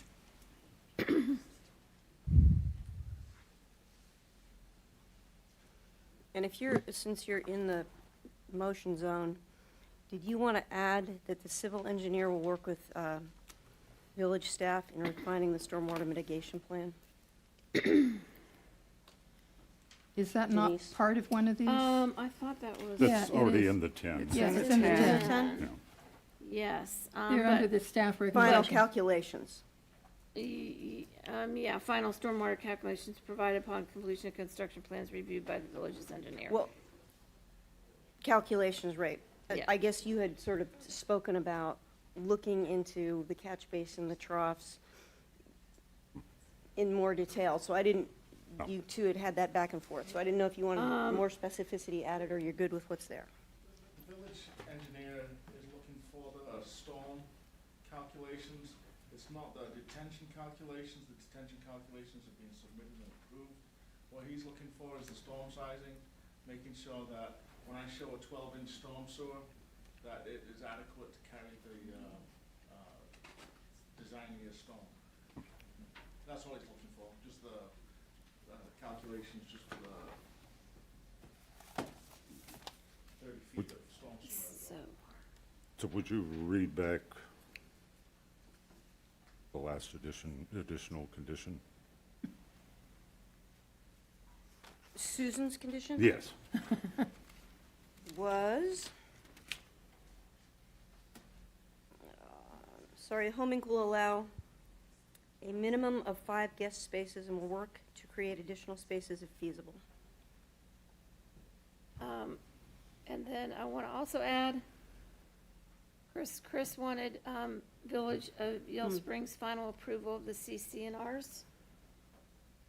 And then to also provide in that drawing, include the Woodrow Street and maybe that the properties on the south, if that's possible, so we can get a better picture of what we're looking at. for the Is that a next- condition, or are you just saying? That's a condition. So, under which? Under, Bullet. just, Is that require the language to be added to the CCNR? Where you would add, But also, no, what she'd no, like that's you just to in add the onto your, future, just. and onto No. mine. add onto yours that the village has a final approval on the Yeah, covenants. CCNR. Yeah. I got that, but then did you add Yes. something else right now? I was just saying, if we're coming back in March, right? No, we're not. No. We're not gonna No. come back in March, okay. We're looking at approving this. All right. Yeah, that, So Then I'll just be able to, the motion is the 10 initial conditions and then the additional condition regarding 5 additional parking spaces minimum and the CCNRs. and the CCNR. Is there a second to the motion?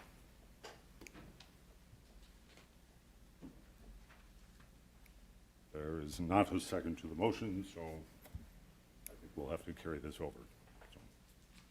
Oh, are there could in theory be another motion Nope, that somebody okay. might want to make. Yeah, sorry. And I would like to make another motion, but I can't think of one. I don't, and the reason I didn't second it is I don't like they already have barely enough parking as it is for the guests who are going to, of the people who are going to live there. You know, and you're Well, taking they- 5 of their spots to dedicate it to another neighborhood. Well, yeah, that's a concern, but they do have the minimum, they do meet the maximum requirement for parking spaces on their off-street parking spaces in the zoning code. 18 is what they needed for 12 units. Right. But I agree. If You you're- can't if give them you're- away.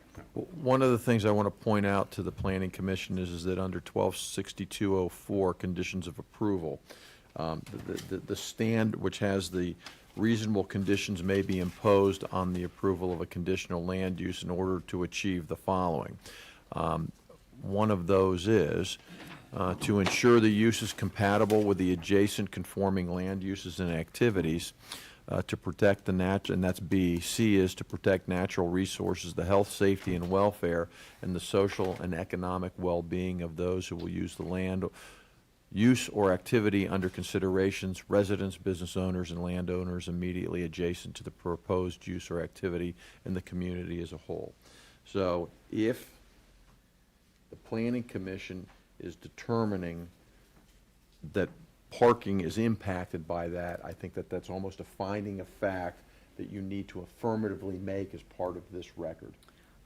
I make a finding of fact that parking in the adjacent neighborhood is being negatively affected. Well, but I think if anyone else feels the same way, they ought to echo that as their Right. individual belief on behalf of the body. Yeah, I would agree. I think that's the impediment to me. I like the idea of the pocket neighborhood, obviously, but I think the parking situation as currently configured is too much of an impediment that needs to be overcome. Well, we gotta clarify this again, because I'm sorry, the pocket neighborhood development is not the impediment. I mean, they But have it their, impacts the they neighborhood. have the required maximum off-street parking.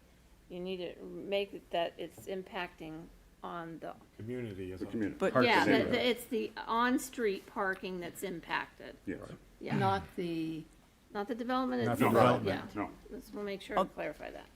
Although, to clarify, the development is taking it away because of the development design and how they're entering from Woodrow.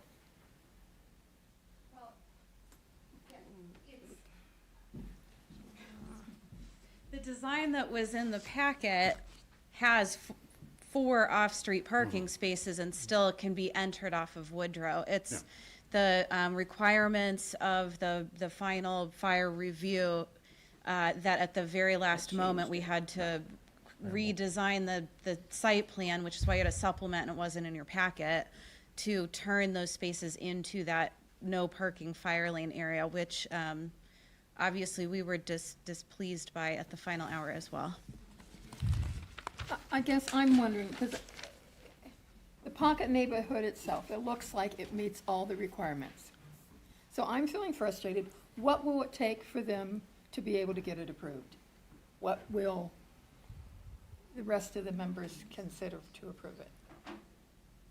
Well, I think the residents are the ones that comes down to see what's going to help, what's going to be appease them, that's going to be a compromise for them. I think that's, we all like the project. We all agree the project is sound.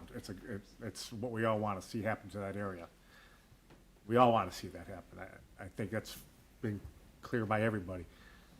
But if I've got parking for residents that are over there that are existing residents, that's what we have to address to make it work. If we were to build single-family lots right off of Woodrow Street, we have the right to park our vehicle on our side of the street. Yeah.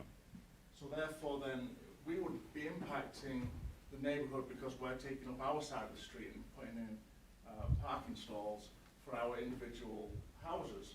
So now, because if that was if we were just building 3 houses right off of Woodrow, just like that, those residents would want to park on Woodrow, especially if they had a guest, and that would be allowed. So now, Because it's on your property, right. it's on our, we have a house and we have the right of way right in front of us, we're allowed to park there. So then the fire chief has come along and said, oh no, you've got to put your parking on your site and contain it entirely on your site, I'm gonna make that a fire lane. Well, it seems to me a little unfair that we're being told, well, if you don't provide additional spaces up from your side of the street, then we're not gonna approve your plan, yet we've gonna provide 18 spaces for our residents on site, not inhibiting the right of way. I'm going to ask Planning Commission, what, is it Planning Commission's desire to see if there is an alternative to the existing plan before making the final decision of whether or not to approve this application as presented? That's what I think, yes. Yes. So, and then on the My context of concern, unfairness, I though- have a question is of whether or not, the issue on parking then, doesn't it come down in some ways to the density? Because if there's less density, then the parking is less of a problem. And I, No, Not because, necessarily. because the parking on the property is, they meet the requirements. Right on, yep. It's not gonna change anything with what is happening on Woodrow Street. Unless we come back with something that either expands Woodrow Street, Or maybe they different place give up to- some of the land that they have to create a bigger, wider different place to put a fire Woodrow truck. Street, and then we can do angle parking. I don't know what the answer is. But right now, they have met the requirements of the parking on the Right. property that they own. But only by taking away on-street parking on Woodrow. No, no. Yeah, It's- because no, because it's of the fire 1.5 requirement. for 12 units. That comes out to 18 spaces, and they have 18 off-street spaces right But we now. have to allow them to enter from Woodrow. Instead, we could make them have an entrance off of Xenia. But that doesn't change anything. yes, I mean, it's a public. I mean, that doesn't impact the parking problem that the residents are No, facing Woodrow, right. on Woodrow. Yeah, so,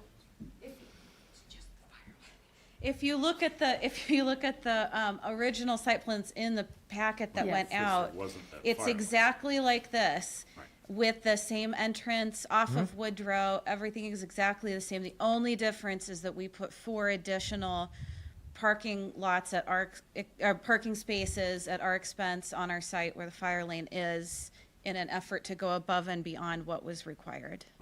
But then when the fire department looked at it, said you have to have They this said, space for fire. flip those spaces into a no parking fire lane. Yes, that's correct. So they have a right chance.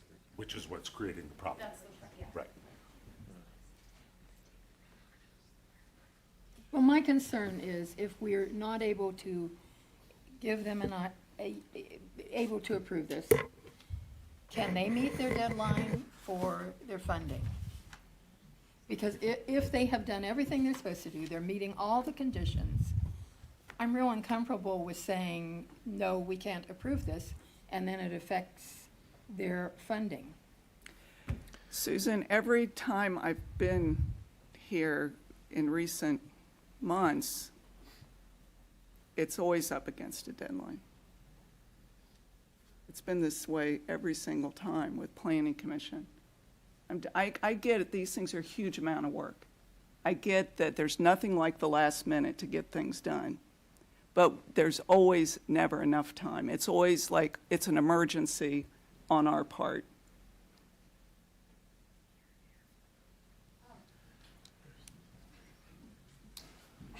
We gotta wrap this up. I just, someday, Laura, I would like to have you over to just I show how many I years realize. of planning we put into I know. these projects. And, I mean, we've been talking with you about this for, what, 3 years or? Well, in November, we started the. And that was the formal launch, but we yeah, were talking yeah. about that land Oh, yeah. for probably since 2016, 2017. So it's, not out of irresponsible project planning. It's just the nature of the timelines for funding for the project development. So what is it, we need to be able to tell them exactly what is it that we are asking them to do? Because they're already meeting all the conditions.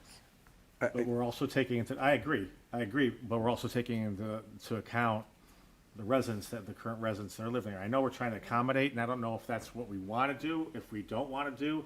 I mean, I think that's where we're being put in the box and saying, make a decision, so whatever we decide, residents, that's the way it is, and that's, it is what it is because of time constraints, and we have to make the decision so you guys can get your paperwork in. So that's what we have to consider in that respect, and I don't know if we could call that fair or what, but that's what we have to wrangle with, and I think we have to ask also, I don't want to reopen this, but that's, where are they willing to compromise? And I don't want to go down, Right, and no, we don't have time to sort through that tonight, I don't think, unfortunately.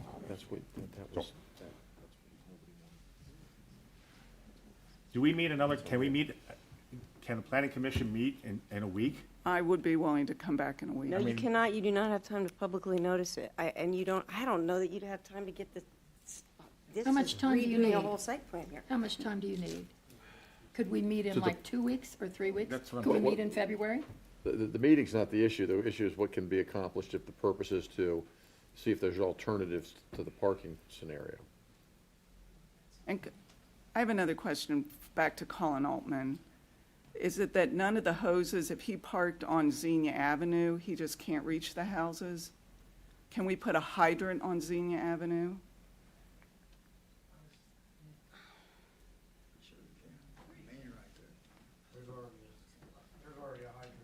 There is a hydrant on Xenia that he could hook up to, so it's a question of will the hoses reach to the back houses?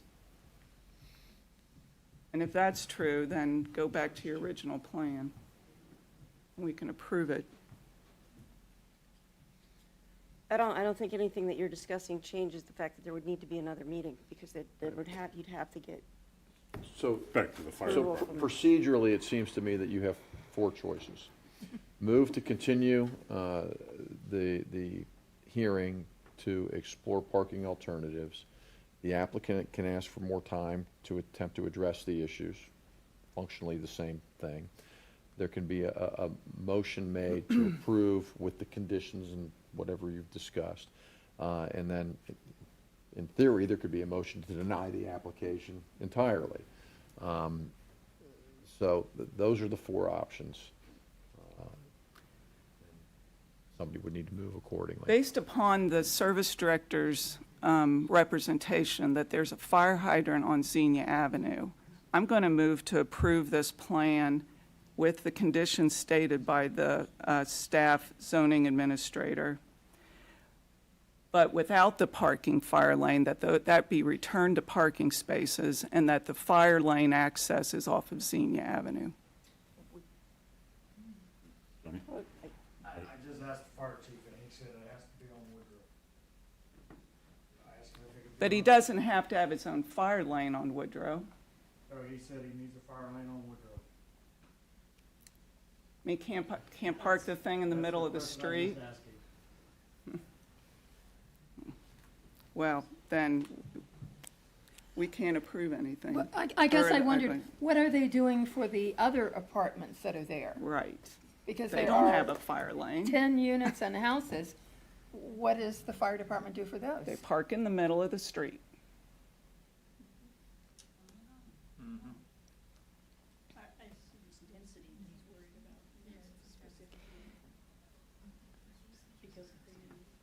it seems to me an interesting conundrum that Yeah. there's some willingness to wiggle on fire safety, but there's not willingness to wiggle on parking. Yeah. When you've got a plan that says we're willing to give you X number of guest spaces, but, well, no, because then you're not providing enough for your own. But, I mean, to me, it's you're robbing Peter to pay Paul. Is it better to compromise fire safety, or is it better to compromise a parking issue?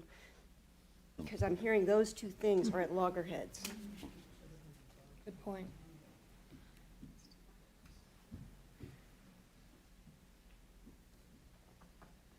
What if we try this again? I'll move that we accept it with the 10 original conditions, the additional condition that the village has final approval of the CCNR,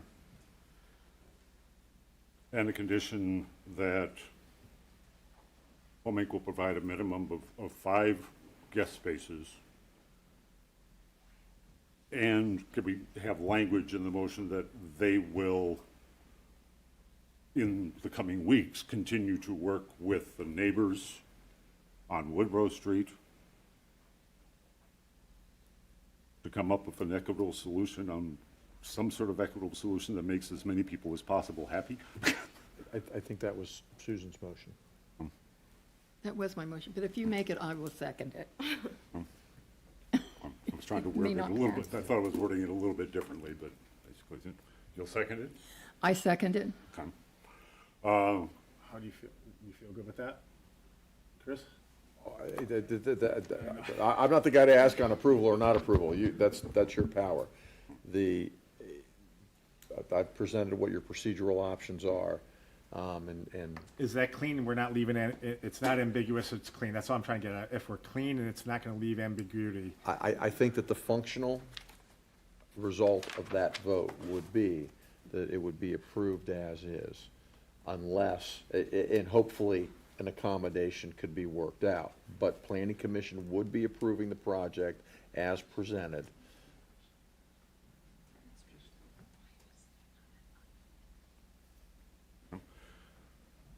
Could you read that last part of the motion back?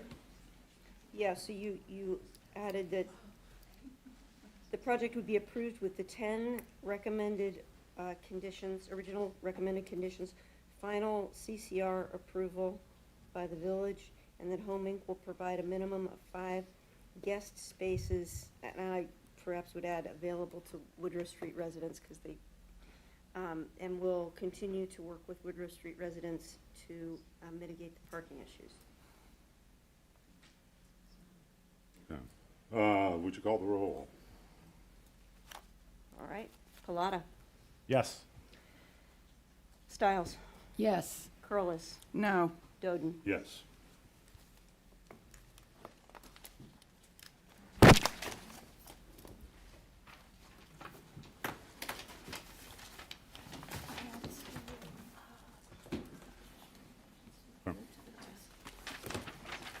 So do I. Yeah. Thank you all for your patience. Table the rest. Okay. We are going to table the stormwater subdivision regulations, and we are going to move on to the noise ordinance concerns. Because there are people here for the noise. To hopefully expedite this discussion a bit, but without giving it short shrift, in the context of this noise ordinance issue that frankly came up as it pertains to roosters, the question was, it is much easier for staff to deal with bright lines that exist. Either you can have them or not. The current code does not prohibit roosters. However, the noise ordinance is something that has to be taken into account. And it's really not a complicated discussion in a lot of ways. It's just whether or not Planning Commission wants to make a recommendation to council. That's it. About roosters. To do what? Ban roosters. Specifically include roosters. As To banned. ban roosters within the village. I don't, if it's an amendment to the general offenses code, I don't believe Planning Commission has any power to do that. That's a we're just- police You don't. power. But the question was, there's a discussion that needs to be had, given the precedent of how discussions related to certain text amendments may occur. My concern is that I would like to see, because I understand the issue with roosters, is that I would not like to, I would like the Antioch farm to be able to have roosters, and I think the Dixon farm the large farm areas, can we have a, Yeah, those aren't in residential. okay. Right, So it's not only proper in village. residential? Yep. Okay, I'm fine with that. And the Well, only, and so are we gonna address this basically little? what Chris is trying to say here is, you know, in the past, we've been asked to like weigh in on weed ordinances, junk car ordinances, but in this case with general fences, staff will make a recommendation to council directly, relating to other amendments about the noise ordinance, but we really wanna just focus on harboring birds, because, Residential. in an attempt, I know that there are roosters in the community, and there have not been any complaints from other rooster owners. But this is a different situation, and you know, this is only gonna be a recommendation to council. Whether they choose to accept that recommendation or not remains to be seen. But I think that that's what we need to weigh in on. I'm sure there's some people here that might want to speak to this particular issue. That's where we're at. I mean, do we want to, you know, basically continue to allow them and continue to have it be complaint driven? Or do we want to just specifically make a statement that in residential areas, You can't have we don't roosters. allow it? So if we do this, you know, this Again, situation. this is a recommendation to council. This situation is a little bit different than what we want to discuss, because we want to just take the village. And I know they got a village and a township issue, and yes, we can deal with that on our own here, but I think if we want to just deal with village as a whole and make a recommendation, then, you know, if we want to address their issues too, we can go down that road, but I don't know that we just want to make it clean and just say yay or nay for within the village roosters. I got a question for the solicitor. General offenses is enforced by the police, correct? Yes. I don't see how planning commission has the power to talk about a policing function. This is like a criminal code thing. I think that's an interpretation planning commission can make. I mean, as Denise says, that there's been other code sections that relate to enforcement have been addressed by planning commission in the past. So, Zoning code does have an enforcement mechanism for zoning violations. It True, does, no true. doubt, but this isn't it. This is No, general but general offenses. What I'm saying, Laura, is that planning commission has been tasked to address the general offenses code before. We were specifically tasked to vet the weed ordinance, and we did so Junk also cars. with the junk cars. And so all, you know, I assumed that we could do that with this. Chris said, no, you will keep this at staff level. I mean, because I have been in contact with the police department on all of this. And we will, at staff level, we'll take it directly to council. But Chris thought that at the planning commission level, we could at least vet it here and give a recommendation to council on that one particular issue. If planning Because it's commission chose to actually- do it. We're kind of doing council a favor just to kind of, you know, let it vet here. Well, wasn't a precedent set when we did the junk cars and the weeds? Didn't we set that precedent already? I mean, I know we've done that already, so. Yeah, I was this asked is- by, you know, This is the next, to do that. Yeah, I mean, carry on. I'm going to vote to abstain because I don't think it's properly before this body, but that's me. So Well, I'm an just one abstention- vote, so let's carry on. And there are folks here who want to talk about it, so let's talk. And, I mean, we talked before, and I brought it up last time, with the current language of the code, that owning, possessing, or harboring any animal or bird that frequently or for continued duration generates sounds that create a noise disturbance.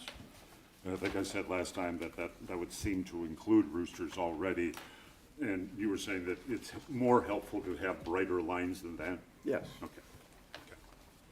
Which is why you know, I mean, this specifying is not a roosters, problem unique to the No. village of Yellow Springs. It occurs in many places where you have this kind of blend of rural and residential. Other thoughts anybody has about roosters?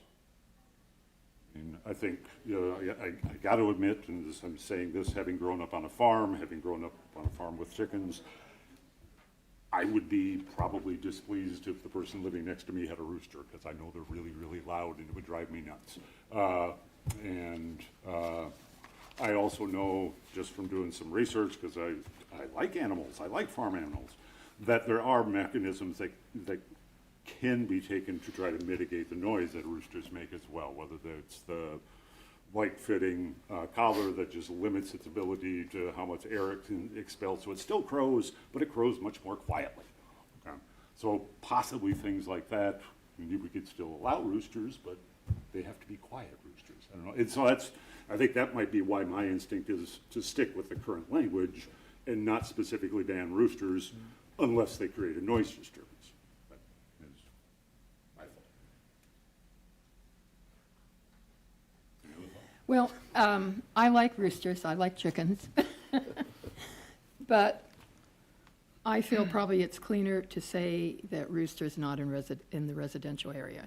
Because I think particularly since we're building more houses that are closer, infill, in the area where the complaints are the houses are very close, I would find it hard if I had a rooster next door and it crowed at times and disturbed me. So I think it's probably would be cleaner for the police department to be able to simply say, and for Denise to tell people, they're not allowed, and then to deal with it. Agreed. Reading through the letter that came in, there's so much ambiguity that we put on the police department. How much noise? Is it too loud? Is it not? That's what we don't want to put. I don't want to task my police department to go do there and sit out there monitoring. I don't think that's what we don't. I don't need to task them to do that. If we clean this part up, again, this situation, it's a gray area, which we'll address, but, make it clean. If we make it clean, I'm not going to task the police department to sit out there for man hours listening and listening and listening. Okay, need a public hearing on this? Yeah, I'd like to open the public hearing, so if anybody wants to talk about roosters in general, not the specific situation that has been going on, but if anybody wants to speak on behalf or against roosters, please come on up. So I'm Dion Greenberg, and I live next door to the current roosters. And I just want to say that this has gone on for a really long time, and that it really disturbs our enjoyment of our property. I realize other people, want to have these animals, but Saul and I were talking tonight about it's probably at least 6 out of 10 times that we go outside in our yard that we hear the roosters. Mm-hmm. And it's an extremely unpleasant sound. Like, it's maybe romantic if you hear it in a movie or if you're on a farm and the roosters are out in the barn. But when they live right next door to you and it's loud and it's, as we said in our letter, sometimes every 15 seconds, every 30 seconds, and it can go on for a really long time. And, we've just felt sort of trapped in our house in terms of being able to go out and enjoy our property. And it also has taken a lot of our energy. It's taken a lot of the village's energy. The police have been over. There's just been a lot of people involved for, a couple of roosters. And people can have chickens, and chickens can lay eggs, and they can enjoy their chickens, and you don't have to have roosters to do that. And I just kind of want to refer back, in your last meeting, Judy had talked about being at a training where, some of these communities talk about the problem is roosters and the noise that they make. They crow. Roosters are going to crow. That's what they do. And I just feel like this whole thing has gotten so blown out of proportion. It's been in the news. And, we just want the noise ordinance to be complied with. And it's gone on for a really long time with Denise involved, with the police involved, with the village solicitor involved, and the roosters were still crowing today. So I think some of the ambiguity is part of the problem in terms of, yes, that's there in the code, but it's really been hard to get these people to follow the noise ordinance. And, we can hear it inside our house at this point. It's not even just when we're outside. We can hear the roosters crowing inside of our house. So it has been a challenging situation to deal with, and it's frustrating to own a property and not to be able to go outside and just enjoy being outside on our property. So, thank you for your time. Thank you. Yes, please state your name. Jerry Papadena. I live on Whiteman Street. I'd like to make some comments since the noise ordinance was on the planning commission agenda. Some of you may be aware that back in 2004, the former Antioch College installed a industrial chiller for their air conditioning system that was installed without a permit. And for 4 years, the village would not enforce the noise ordinance related to that. And it all started with the permit process, okay? We're trying to keep us focused on roosters here. What's that? We're trying to keep focused on the question of roosters, Okay, well, especially considering the if you hour. just bear with me, That's all right. there's some issues related to Okay. the planning process with the noise ordinance. Number one is, everyone needs to be aware that the World Health Organization has published criteria for daytime and nighttime noise. The World Health, and this is health related, okay? The daytime published recommendation is 55 dB, and the nighttime is 45 dB. The current regulation for Yellow Springs is 45 at night and 65 during the day. And to put this in perspective, for every 3 dB of increase, there's a 100% increase in the noise energy, okay? It's a logarithmic scale. And I guess to keep it short, I like to say, and there are other communities around the United States that follow the World Health Organization of 55 and 45. And I guess to cut to it, I like to say that, I like to make the suggestion, when people come to get building permits, that they get an education about noise issues. You know, where certain activities are going to take place on their property. Are they going to have mechanical equipment? You know, are they going to put their air conditioner right next to the property line? I can guarantee you, if they do, it's going to be a problem for the neighbor.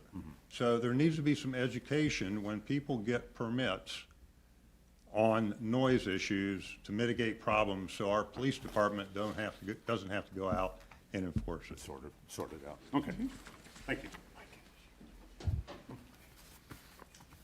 My name is Saul Greenberg, and my wife just spoke. We both wrote a letter. I hope you had a chance to read it. All I want to say just very briefly is there's no way to not hear the roosters. And it's disruptive to my living on my property. I think to make it as simple as possible would help a lot of people. Thank you. Thank you. I have a question for the village solicitor. Do we have a, oh, I'm sorry. Anybody else want to comment? Public hearing. Okay, I'll close the public hearing. Is there a decibel level in the general, and what is that decibel level? I'd have to look at it. 65 in the And, daytime. right, and a loud lawnmower is 90 decibels. And so we have measuring instruments for that. The police have not gone out there with this continuous rooster crowing and been able to measure the sound? They have. They have. And? And they've enforced or not enforced? There is going to be an enforcement action taken. Okay, well, it's just an enforcement issue. I'm not going to get into that. I don't know. I have indicated that there is, based upon the information, probable cause. So, That's- what do we think about It's not a planning commission issue. roosters, suggestions to village council on roosters? I'm going to make a motion that, you know, we ban roosters in the residential area of the village. I second it.